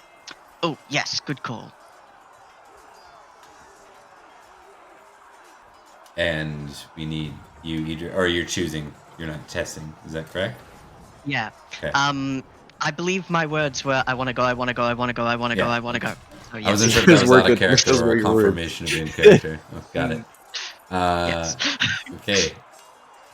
So, Edrich, give me a d6 roll and divide it by 2. Absolutely. Basically a d3. And these are how many people are going to be shooting me? 1. Okay, 1. Okay, so that was how many extra people you're going to face here as you come in. Oh. So you Go are for it. you are numbered 2 to 1 in the as you basically you're not alone. It's just there's that Yeah, that much exactly. There are more advantage than to the that. defenders. Yeah, So roll 2d20. absolutely. He did roll a d20 before. We both did. Yes. Yes, for the first round, right? But yeah, I think No, the for the- situation. No, for the second round, Oh, as you okay. told us to. But the Yeah. situation has changed, I imagine. 10 and 15. As Edrich rides along with the prince, he goes, "To the prince! After him! So Show this these is Franks this is how that the thing Knights of where Salisbury do war." you realize that Madoc is not actually leading the charge; he's commanding the charge. What? Damn Yeah. it! Let's go. Yeah, I Wait, where'd think Madoc go? Yeah. So you're fighting like you're going to be faced against javelineers, and an elite Frankish warrior. Javelineers do not matter to me. Okay. So how do you want to split your attack here? I want to activate a passion, if I may. Okay. Mark, you're gonna. I do. You rolled as well, Okay. right? Because you're still fighting. You're fighting any sort of Yep. You know, anyone that's leaving the walls On the to field. Mm. assassins, the sort advanced Yeah. And units. I Stupid think people. Syagrius is preparing for his equestrians to charge in after the first After the wave. first charge, yeah, that's exactly when Madoc's going to. Yeah. Madoc, I don't know. We're losing respect for Madoc. Okay, so I will say this: 25 for being on the expedition for glory for all of you. Thomas, you're gonna get 50 glory for being among the first assault. So there is some I'll advantage. calculate. To that. Yeah. Yeah. I'll calculate that at the end. Okay. How do you want to split your attack? The Javelineer, I don't want to block it because I've seen what their javelins do. The javelins don't do much. Okay. Oh, no, wait, hold on. I still have to win to apply my shield, correct? Correct. Yep. And they I'm could going crit. to put... Yeah, they could crit. I'm going to put just one, to blocking that shield, to blocking that javelin. Okay. I'm going to put 10 towards the elite Saxon warrior, and I'm going to Elite put Frankish. 5 to elite Frankish warrior. Yeah. Sorry, old habits. And I'm going to put 5 to cutting down the Javelineer. Okay, got it. So I'm going to do... This is going to be my blocking of the javelin. Okay, let's do that first. Good idea. So it would be 1 plus 15, so... This Homage Youth is really nice.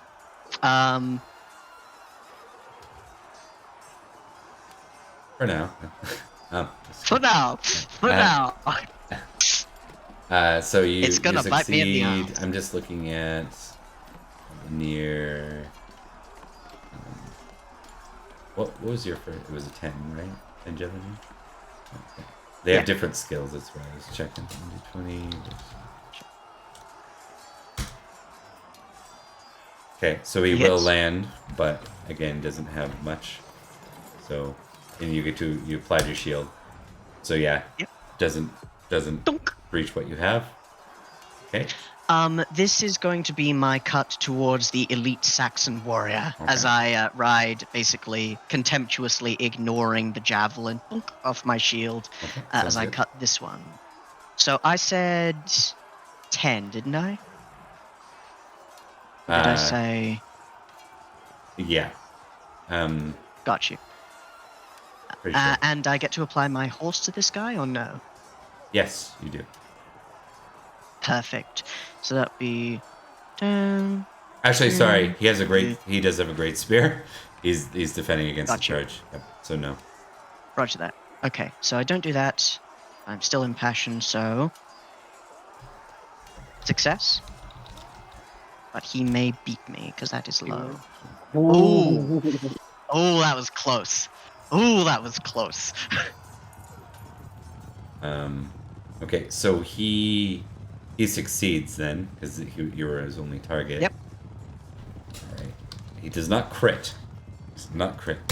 Yes, But it was that would have fucking been close. very bad. Dunk. Yep. Doesn't penetrate the armor. Bob's and of famous course- bad rolls till all of a sudden it's not. So that's good. Until all of a sudden it's not. It all Oh my comes god. crashing down at once. But yes. Okay, so with that, onto the third opponent, or well, third strike on Onto the- javelin. Cutting the Javelineer down. Low roll, but it's not like he's blocking. Give me your damage roll. Yep.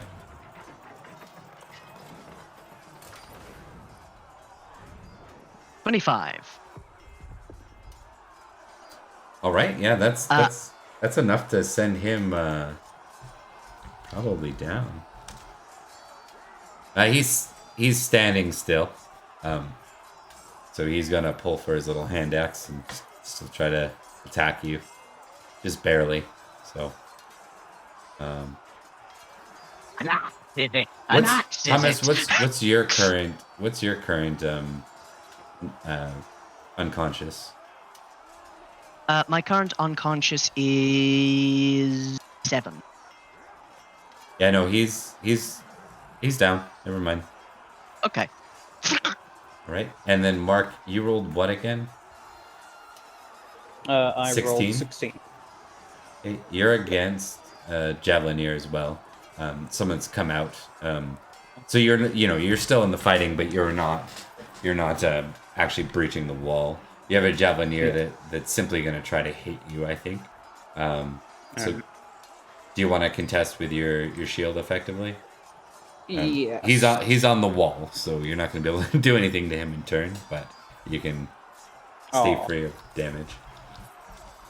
Can I catch the arrow and throw it back? Right? You can test your sword. This is how the mechanics work. Alright, I'm gonna test lance, but it'll actually be my spear. Do I have a horse bonus? No, because he has higher ground from the wall, actually. Right, that's true.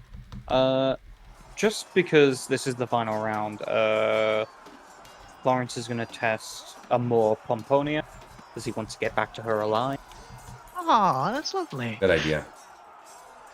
It's a failure, but it's low enough, it doesn't have enough. Correct. Alright. So, this is just gonna be the last score. Success. He Okay. hits, but I block it. With my shield. It's the higher ground was the +5, by the way. It's the only. And he crits. Yeah, that would be a critical. So there's good news here. Javelineers don't have a lot in the way of damage. Yeah. You know what? Don't prove me right. I'd like you to not prove me right, Thomas, please. 14. Yeah, completely So blocked. completely blocked. So, that's good. Was that multiplied? Yeah, they roll Okay, on good. 2d6 damage, so 4d6 there. It should have actually been even lower than that. This is a 1 to 6 times 2. I shouldn't have rolled 4 dice. I should have times it by 2. But either or, blocked. Blocked is blocked. And then Blocked. All of you blocked. None of you are 3 of sin. all right. So with that, Thomas, you were successful against 1. So we're gonna go ahead and just. I think you're gonna survive this. You know, you watch as someone else tears into the veteran elite. Damn. Yeah, but you can take 8 glory for the javelineer you fought. 8 glory. 8 glory. I could have killed that one. Others come crashing in, and then I think Madoc looks to. I think there's a scene very briefly with Madoc and Syagrius and Perin here, where they begin to call. Madoc calls for a rally. It looks like he's sending in the second push because the first one was successful. All right, I suppose we gather the troops. We ride and charge! For Rome, we had them on the run, we have them weak. Now it's time to strike. Your allies have done well in softening them up. We must follow through. All things must be followed through. Yeah, Madoc pulls out his sword and says, "For the king!" For the Meanwhile, king. I think like on the other side of the battlefield, Edric's like, oh, now he's coming. For the And I king. think Syagrius in Latin says, "For the glory of Rome, for Christ, for honor." And he charges. Awesome. Okay. Mm, So I think for the rest of this conflict. Oh, go ahead, Perin. Actually. Oh, I was just gonna ask. Do you want me to roll a combat roll? Are you going to ride in with Syagrius? I promised him that I would stay by his side, and he's charging in. I guess that really depends on. Am I at a 0 for my lance skill? Yeah, you would be probably wielding a sword at this point. It's the only thing. Gotcha. Then I literally cannot. Well, The best I could do is run a horse into him. you could impassion yourself. Get a 5. That's and you'll have a true. horse, so that would be another +5 if you're fighting the right type of opponent. It's true. Yeah. Do they get to swing back? Yes. Sorry, let me just All be right. clear. We're not going into more combat rounds. We're going to be doing No, I get battle you. tests. I get you. Yeah. I'm famous for my valor. Let's do it. Okay. He's going in. All right. You all can test battle for me. Let's see how the outcome of this siege goes. Can I roll passion hate Frank for this? You may. Yeah, because it's new passions for anyone. By the way, this is a new battle. I will roll passion. Umbrage Uther. Makes sense that That's a- Perin would just be like, "Man, I'm so out of my element with this." Oh no! Yeah, it's very, very, very challenging for Mr. Man here. I love that because That's a Florence very would have bad- absolutely succeeded if he wasn't having sexy times at the time. He didn't So get to see the it's sword pulled. for a failure on a 15 passion. It's -5, or is it minus none? Minus Minus none. 5. Yeah, it's -5. He's in melancholy for 1d6 plus 5 days, and he loses 1 point in passion. Are you So sure? Hold on the on. For bright a- side, Wait, No, that's for a for a 15? For 16, No, for 15, yeah, and he is 16. no failure, no result for failure. Okay, cool. 6 Oh no, sorry, I was talking about Florence. That's my bad. Yeah, you don't nothing for a 15. For Florence, What's the you, context? melancholy for 1d6 plus 5 days, Is that it? and lose 1 point of passion of whatever. So you lose 1 point of homage with her. Oh, Damn, that's but for a That's failure. good. This is good. yeah, Yeah. You also gain 25 glory for going into melancholy. However, -5 to rolls. Let me. Yeah. It's those famous passions will get you, man. Eh. So I think what this is, Mark, is I don't know what Florence's thoughts are about participating in a very gruesome slaughter, but it's just gruesome and hard. It smells in here, and it's just It's not a big. yeah. I think it's just the lack of luxury and like the I think are you even here to fight really? Like, you know, I think part of it is specifically because for one, Florence is famous for his mercy, but I think just seeing the death of these people he really has no quarry with, as well as the death of his friends and fellow knights among his homeland, and just that kind of realization of what are we doing here? Why are we here fighting someone else's war? yeah, I think you see a knight with a Uther won spear, like actually just because there's civilians as well. I think you see them run down one of the like Frankish civilians and just kill her like in the street. I think this kind of it's the realization of Uther's gotten us involved in something we really shouldn't be. Just that kind of feeling that this wasn't worth it as a battle. Yeah. Indeed. All right. I What failed combat? by 1. It's so annoying. What combat still get skill to did you want Syagrius to roll? Battle as well. Battle. And he did temper properly, so he'll get the +5 to that. Perrin, do you have battle Very tips? nice. I do not. You manage to stay beside Syagrius, and you end up playing like a supportive role.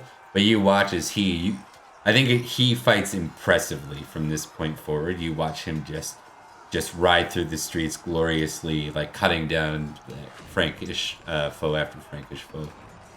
Anytime that the line starts to fold back, he like makes a clever call, and it pushes them back. You know, it strengthens the line. Yeah, I think Perrin's learning a lot here. Just navigating the battle too. You watch where you notice some formation functions like of the horse riding Romans. That's impressive. Like not something that knights of your land would do.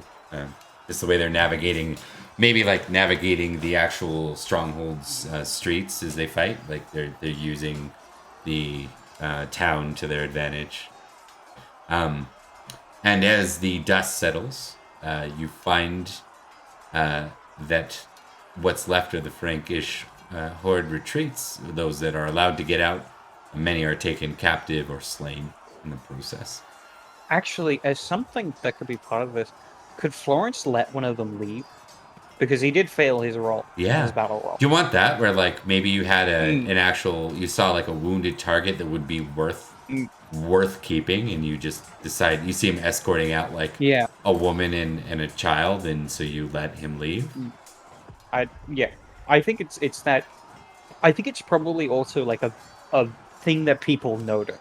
Like maybe some of the other knights see Florence like go towards this Frankish warrior that's like bringing out like a woman or a child or something, and he just kind of freezes up and watches as they end up leaving.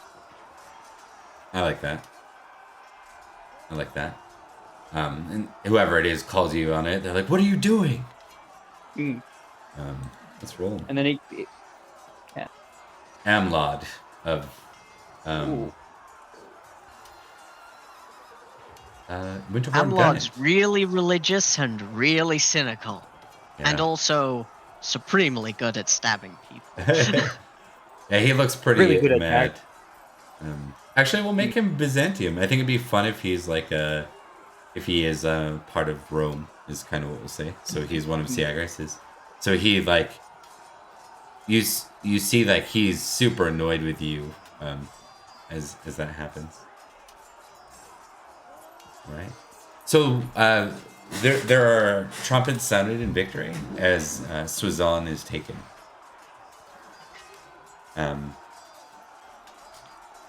Any little pieces? We'll go to the knights first. Anything with you guys that you would be doing in the aftermath of this? Florence is probably keeping to himself and not celebrating. Edric's not very celebratory to begin with, but he would try and seek out his knight buddies, unless, of course, Florence is keeping to himself so much that he cannot be found. I think it would probably be like Florence himself is like standing on one of the broken battlements, just kind of staring out at the landscape, just kind of quiet. We'll give you guys awareness tests. Actually, that's a good idea. Nope. All this represents if you fail it means you don't really know like where it's coming from, or you're just a little far away to see this. Which would make sense. Perin's with Syagrius, so. Yeah. I think probably then Edrich would notice that Florence is specifically staring off in the direction that the Frankish went, that they retreated. I think Perin is probably by a campfire with Syagrius and some other troops, and he's telling stories to them. I think that's what he'd like to do.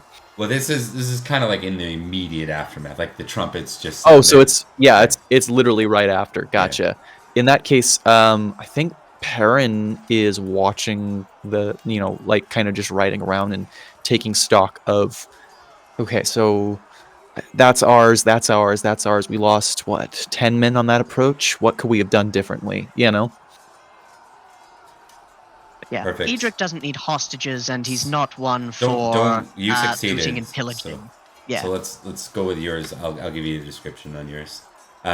So you're riding, as you're kind of riding through, you're actually pretty close to the town square, and you see that Madoc is there. With his bugler, that's where the actual trumpet is sounding. You see a number of the knights are beginning to gather now in the square.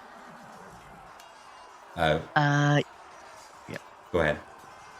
Edrich looks around to find either Florence or Perin, but I imagine, given their descriptions, he does not see them. And he looks around, but his eyes go back to his prince and commander. And you do see Sir Lads there as well. He's gathered. Syagrius, do you want to test awareness too, just to see if you recognize, like, are you in search of Madoc at this point? I don't think he's. I think at the moment he is. Surveying the Franks and stuff, but after he's gotten a sense of where they're going and whether they retreat or not, he's going to look out for Madoc to continue. speak with him about more. Yeah. Okay, that's should I roll interesting. awareness? Tess, give me either a battle or a hunting test, whatever you got higher. Oh, it's battle. Definitely battle. I assume so. Yep. Okay. You see that they retreat. You're almost certain that they're going to go and basically muster with the Franks that are closer to Ruin. Rowan? Rouen. How do you pronounce that? Yeah, Ron. Ron? Ron? Yeah, so Ron. Rowan. There we go. Whatever Rowan. it is. Rohan. Rohan. Rohan. Rohan, yeah, they're on their way. You see that they're moving in that direction. So there's probably encampments. And you would suspect that counterattacks could either come here, but they could also go to Rouen. Yeah, I think he would definitely search out Madoc then. Yeah, once he's gotten a sense of what the structure of their forces are. So shall we go awareness roll? Yeah.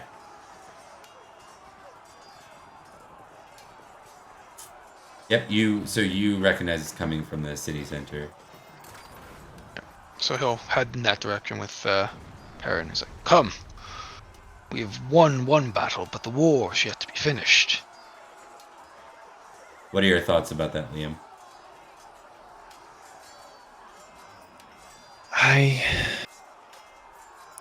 I sometimes wonder if all the death is worth it.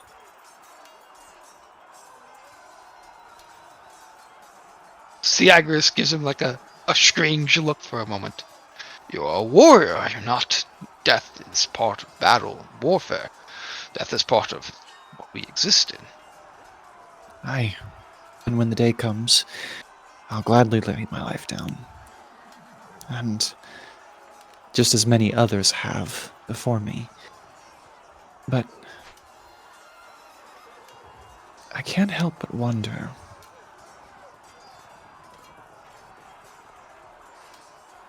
Our grandchildren might not even see what this battle leads to. The glory it raises, and what's lost. Don't get me wrong, Syagrius, I have no doubts about what we're doing. But I think it's worthy to consider as well. There is a great deal of loss of life here, and I think that holds a great weight, even in victory. Of course, but you must understand that the lives that are lost here, those that have given their life for this battle, do so for more than just glory, do so for more than just winning a battle. On this, Rome hinges.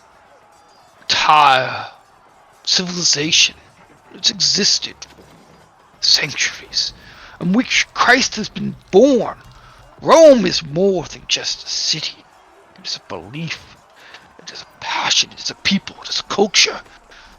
What we fight for here is not personal fiefdoms, castles, or manor houses. We fight for honor, legacy, tradition. Fight for Rome, eternity, and Christ makes the symbol. Come, we must find Madoc. We must not let the enemy regroup. You really do believe that, don't you? I find comfort in your words, Syagrius. I'll ride with you.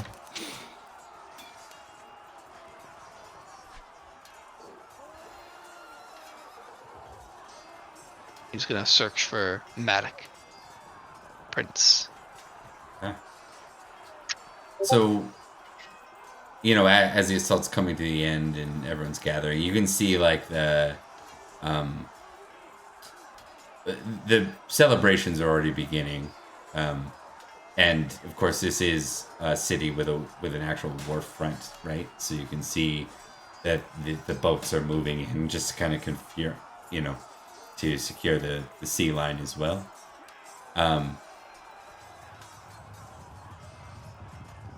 So we'll start the scene. Syagrius, Perin, you're arriving in Edrich's presence.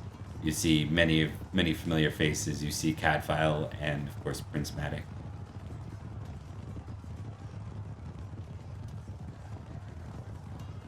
Syagrius, Perin, you fought very well.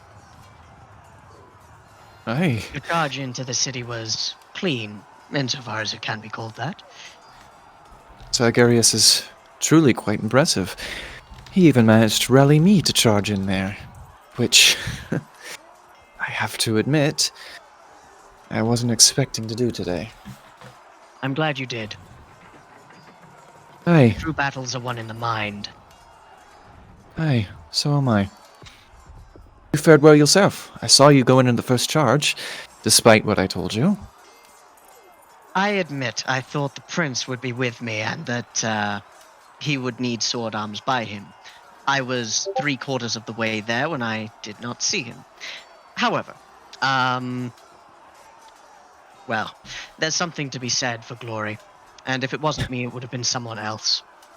You did clear the way for him to be able to make his approach, yes. Quite so.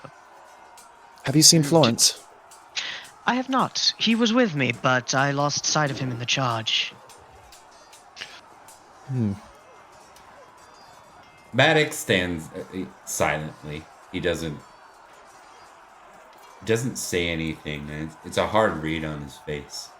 He just has that. I mean, he has that resting bitch face to begin with, right? So there's definitely a burning passion in his eyes.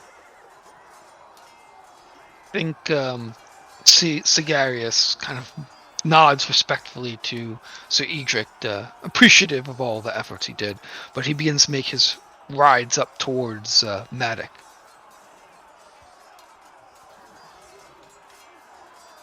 Well done, Prince.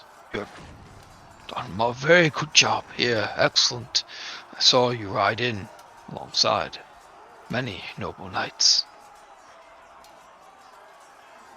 He nods. But battle still yet awaits us, sire. The Franks are regrouping at Rouen. We should march on them. Let us meet them and destroy them, as your father swore. And then we will have more We will glory. not. We have enemies at our borders and traitors in our west. We depart with the next tide. What do you mean? Your father swore. The battle. We've won one battle. But I there's am more. not my father. He shrugs. How? But we are on the verge of. The Praetor seems to take a moment and gets a hold of himself. Very well. Then victory to the honorable, he says, drawing his sword to those. We go, those who are with me. We leave poison behind us. Turns around towards Edrich and Perin. Oh boy. Good knights, will you join me on this noble battle? We still have much to do. Cannot Perin- allow the enemy the time to regroup. Perin has been chewing on their thumbnail ever since this conversation started, and he just kind of looks up with his eyes without moving the rest of his head, and Syagrius knows immediately Perin agrees with Madoc. Okay, now this is something interesting. The moment Edrich saw refusal in the eyes of Prince Madoc, he knew that things were going to be soured between the two nations. Did Edrich hear what Madoc said? What was discussed? Oh yeah. Okay. What's the general vibe of everyone around? And when is the next tide? Intrigue roll. Ooh, can I do one of those too? Success. I think we're testing this. Yeah, why not? It doesn't really matter. I'm gonna give Thomas something specific because he has not acted yet. Like you've acted already, so you're Yeah, already. I will. I will not roll then. I'm totally gravy. No, give it a roll. I'm fine with the roll. Here. You never know. You might critical and get something else. Right? Fuck you guys. Do it. Hell yeah. Okay, so we'll go to Thomas first. You don't know when the tide, like you're not certain Yeah, what that I'm means. not a sailor. What you do know, I think, is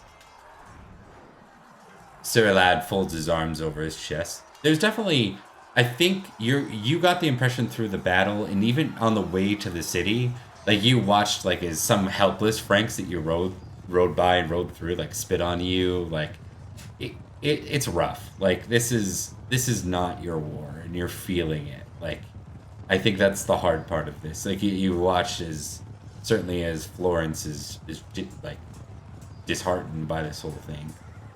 You watch Perin's response. It's much the same. I think for Siri Lad, if you look his way, he looks at you and he shakes his head like, don't even think about it. Got you. And In this Edric's is not mind- Bob trying to give you like No, this is- no, yeah, I get you. trying to demand like it's more like that would be what your marshal would do if you Yeah. looked his way. So Absolutely. Yeah. For Edrich, war is a tool of the state to get what the state wants. It is a necessary evil, sometimes vicious, mostly vile.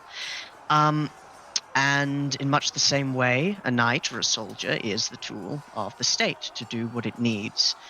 At the moment, he thought he was there to do a job, but apparently the prince, the heir, is saying something different.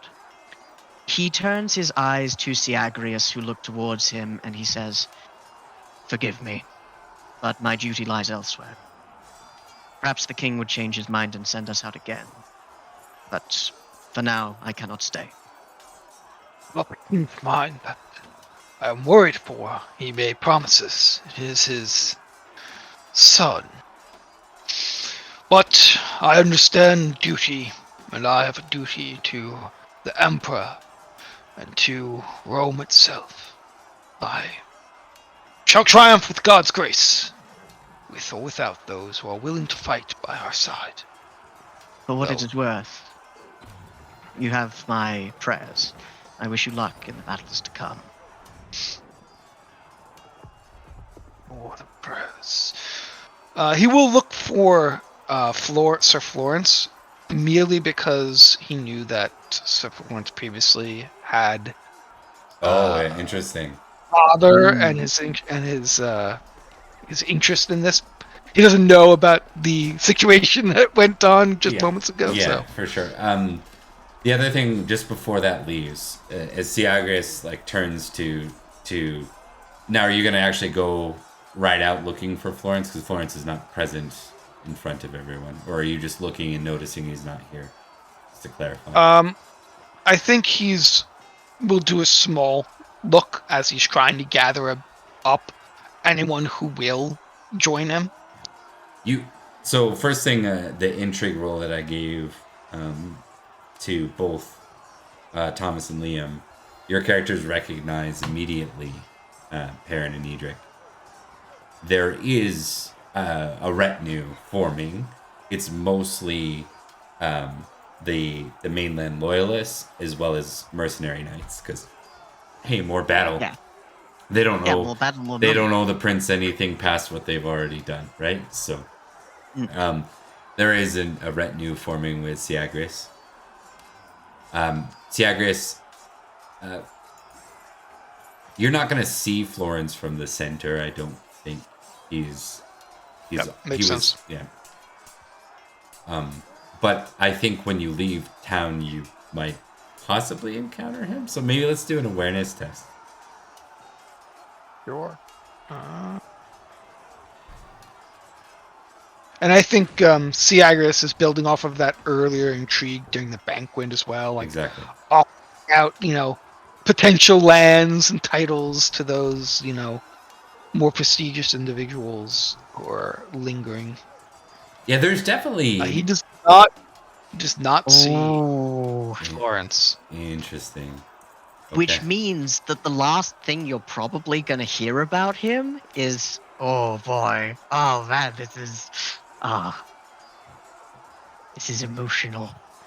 The land, the promise at land and title, like almost all the mercenary knights that were here do defect at that promise. Some of them are savvy enough to know that this isn't a very big army that's leaving with Syagrius. And none of the household knights do. They've been ordered, right, by their liege lord, their prince, really, not to go, but we are to return. So, as we close, I think it would be really interesting on the sail back home if there was a moment with everyone. Is that a good place to jump to for our knights? I like it. Yeah. Before we do that closure, Gary, I recognize it's super late for you. I can do a thing where I can keep these guys for a few more minutes, or would you prefer to? I'll just hang with you guys for 15 more minutes, 20 more minutes. Not going to make a difference. Okay, yeah, sure. So we'll give you all a moment as I think Perin, Edrich, and Florence return on the. It's kind of the first time that the three of you have had some time together. I imagine all three of us are kind of quiet for the majority of the ride, yeah? Yes, indeed. You've seen Edrich pretty much every shade of annoyed and angry most of the time. But this time it's a quieter, grim, grey kind of irritation more than anything else. He's likely the first to break the silence amidst the crashing of the waves as the boat sails on. He says, "We made a promise, or Uther did. And instead of continuing to fight, instead of making allies with another nation, something that would have been incredibly useful, we spat on it. Traitors in the West. Whatever has happened had better have been important enough to warrant this. You caught We that looked too. like cowards. You caught that too. The word about traitors.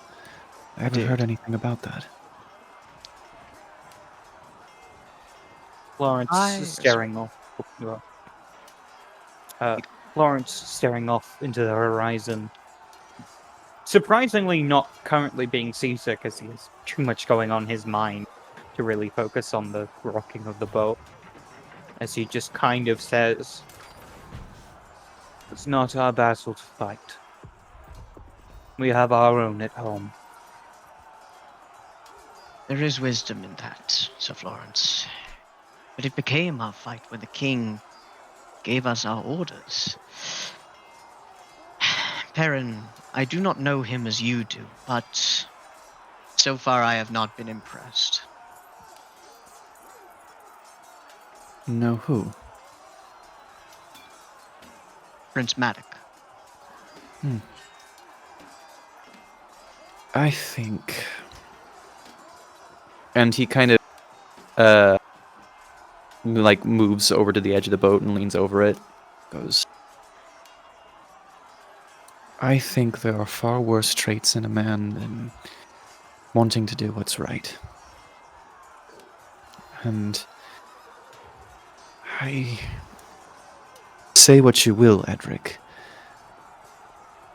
I'd say that's all that Madoc is trying to do. Of course. No one wakes up in the morning and decides to themselves, I am going to make the worst choices I can today. At Some least, do. I hope. Yes. But they believe they're doing right, whether by their heart, whether by their god, whether by their realm. That's what nations are built on. Can you say for sure we were doing right in this endeavor? It was not just warriors we fixed, but civilians, people. And I did not strike them down, as indeed any combatant shouldn't. Any time Yes. spent killing innocents is time spent not defeating warriors. Yet, It was done. Though I noticed a much more fervorous act in it by those loyal to the homeland. Their hatred runs deep. So does our own. Even we wouldn't kill Saxon civilians. Are I you should so hope. sure of that? Us three? Yes. But what of the rest of us? The rest of the Knights of Logres? What if our king were to order us to do as... I'm sorry. I'm just... Lawrence, it's all right.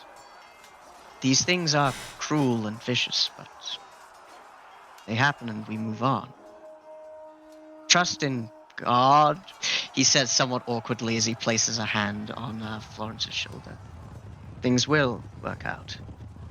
The only thing we can control in this world is ourselves. That is the instrument by which we shape this earth. I agree. I do not And- know if I agree. Oh. You go ahead. No. I think that's a better line to play off of it. And Perin goes, I think that we're guilty of the same thing that Madoc is. After all three of us are still on this ship, going home. We could have stayed. Some did. I think that says a lot. Still, I wonder if Syagrius understands what I meant now. I don't think so, though. I wasn't privy to that conversation, but I know. Nothing to do about the past, friends. We have to look towards the future. We secure the Saxon swords. Florence is getting married soon. This summer. Excited for that. And Edrich... Can't help but notice that you still have yet to find a wife. You even courting anyone at the moment? I have found myself busy. Busy. You should be careful, else Lady Ellen might have your... something. Yes, she has been making some gestures that way. One way or the other, when I find the right person, I will know. Some of you No. might be able to tell that someone might be not entirely honest. I mean, maybe Perrin's not looking for that shit. He does. Yeah. He's not even considering that the rumors could possibly be true. Yeah. He goes, Wasn't like that for me. I didn't know. I still don't know. I'm terrified of it. But it feels right, to a degree. But not all at once. It felt like it was the right thing to do. And it's always felt like that, but it didn't feel powerful. Not until very recently. That is what true love is. We may feel emotions for others, whatever it may be. But true love is the deepest of passions, the deepest of fears, all wrapped into one. Yeah. Yes, I suppose you're right, says Edrich, looking out of the ship, and I guess the approaching British Isles. That's fair. I think probably there's like a moment where we're all kind of staring off to the isle as they grow closer and closer to us. And then there's a brief moment as Florence goes, if you'll excuse me, I have some business I must take care of before we make land. Of course. Be well, and should you need anyone to talk to, we'll always be here. Or if I you need anyone to hold your hair. I appreciate you both so much. Truly, you are loyal knights, loyal friends. You Until really next mean time. that, don't you? Of course. You two have proven not just worthy, but people I have truly learned to love, like brothers. Thank you, Sir. Perin. Oh yeah, Perin seems real taken aback like that. Like that was not at all something he was ever expecting to hear. Does this Thank mean you. you'll remember our names? Edrich says No. only somewhat half serious. Florence goes, no. Be I'm well, pretty Sir sure Florence. you've both put this together, but I'm not very good at names. Yeah, Edith, you need to understand that. That's normal. Thank you, Half Florence. sigh, half hiss comes out of his mouth. Thank you to you both. Till next time. Until then. That indeed. breaks away. Till next time. All right, that's a good place to close. Yee. We Is will. it a wedding next time? Are we doing a wedding We next will be time? doing a wedding next session. Yes! Very nice. And this Wedding will be and the a funeral. the last one before the holidays. Indeed, yes. So we have a wedding, a very small Christmas feast, and a winter phase to get through next session.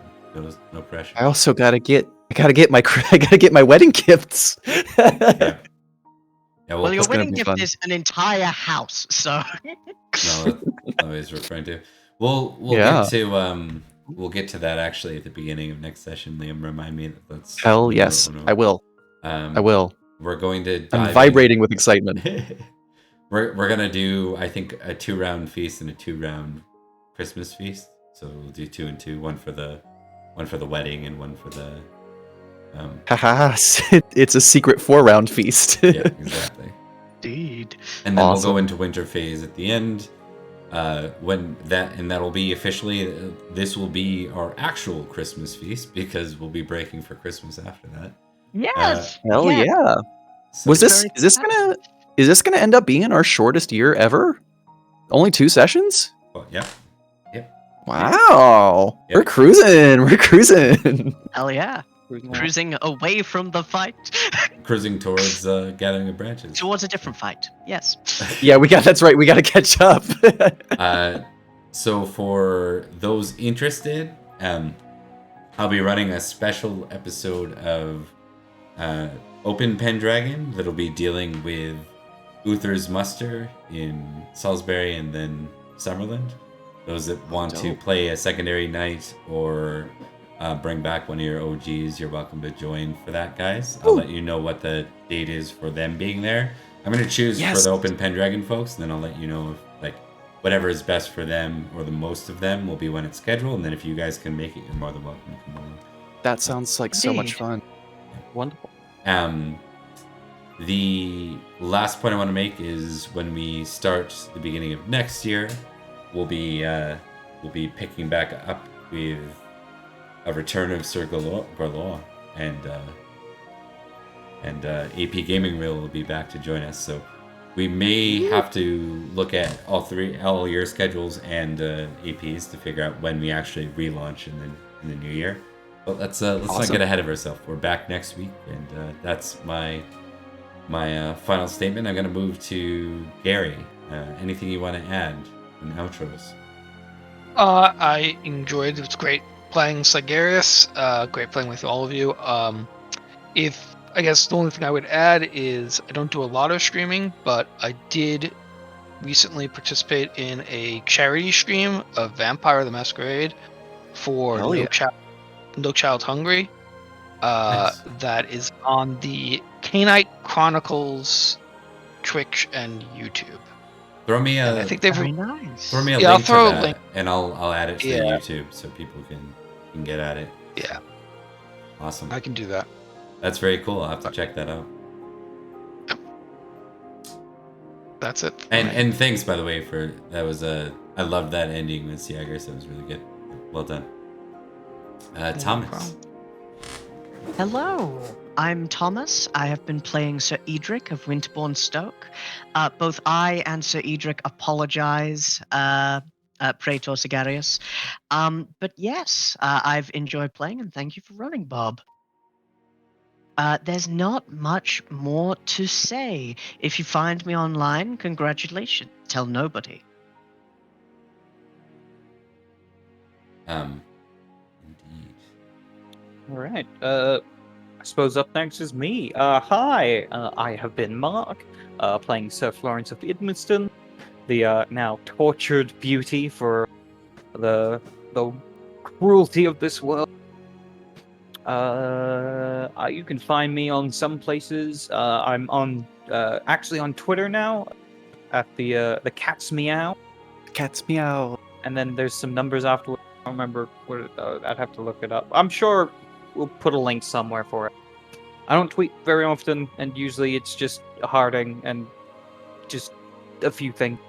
Other than that, I am beginning a new project for the group. I will be running the Cat's Meow RPG, where basically I'm going to be doing a number of different RPG games in short series, and you'll see familiar guests such as people from the stream, and we'll do much different things. Stay tuned for more updates, as well as the first series I will be running as part of that brand. And yeah, I have been Mark. Thank you for watching. Oh, and that reminds me, I'm sorry, but I forgot to have my phone out, but I didn't see you guys there. Check out our Discord. Handy dandy. Liam There's was lots of about cool to stuff do in it. I know, I Yeah. can see it in his eyes. You took my glory from me at the You last took it from moment. me. Yeah. It's mine. But yeah, come check us out. I'm sure Liam will be able to talk about more of the stuff that we've got going on there, because I've been talking for long enough. Hi everybody. We've got memes and all kinds of fun talks about the game, as well as opportunities to join Open Pendragon and just kind of get a glimpse behind the scenes of what we're doing. It's very fun.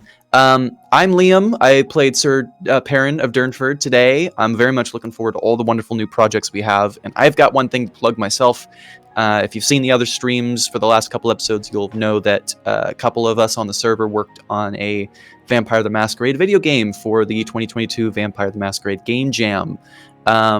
Please come and check it out and play it. It's doing really well right now, and people seem to be really, really a fan of the hard work we put in. So come check it out. It's called Vampire the Regicide, and you can find it on itch.io. So that's it. That's all for me. I'm ready. Let's go. All right. So with that, we had sorry, I was laughing at the end because we had people racing to get the link dump at the same time we were. We've got such good fans. Thanks everyone for watching. More to come. If you aren't interested in like Gathering of Branches or Open Pendragon, I just want to be clear. You should be able to watch all the way through just one game and not lose too much. When we do the cameos, we're very careful to make sure that they're not necessary watching material. So I only say that because I know what it can be like to try to keep up with just even Critical Role by itself, let alone everything else. So you might miss an occasional like Easter egg or not, and that's about all you're gonna miss. Everything else is told in the background. That said, if you have a chance, check out EXU Calamity. It's been out for ages, but it's wonderful. It's the best. Anyway. Very good. All right. Thanks everyone for watching. We're gonna let people go so you can go get some sleep. Take care. Bye. Farewell. Bye.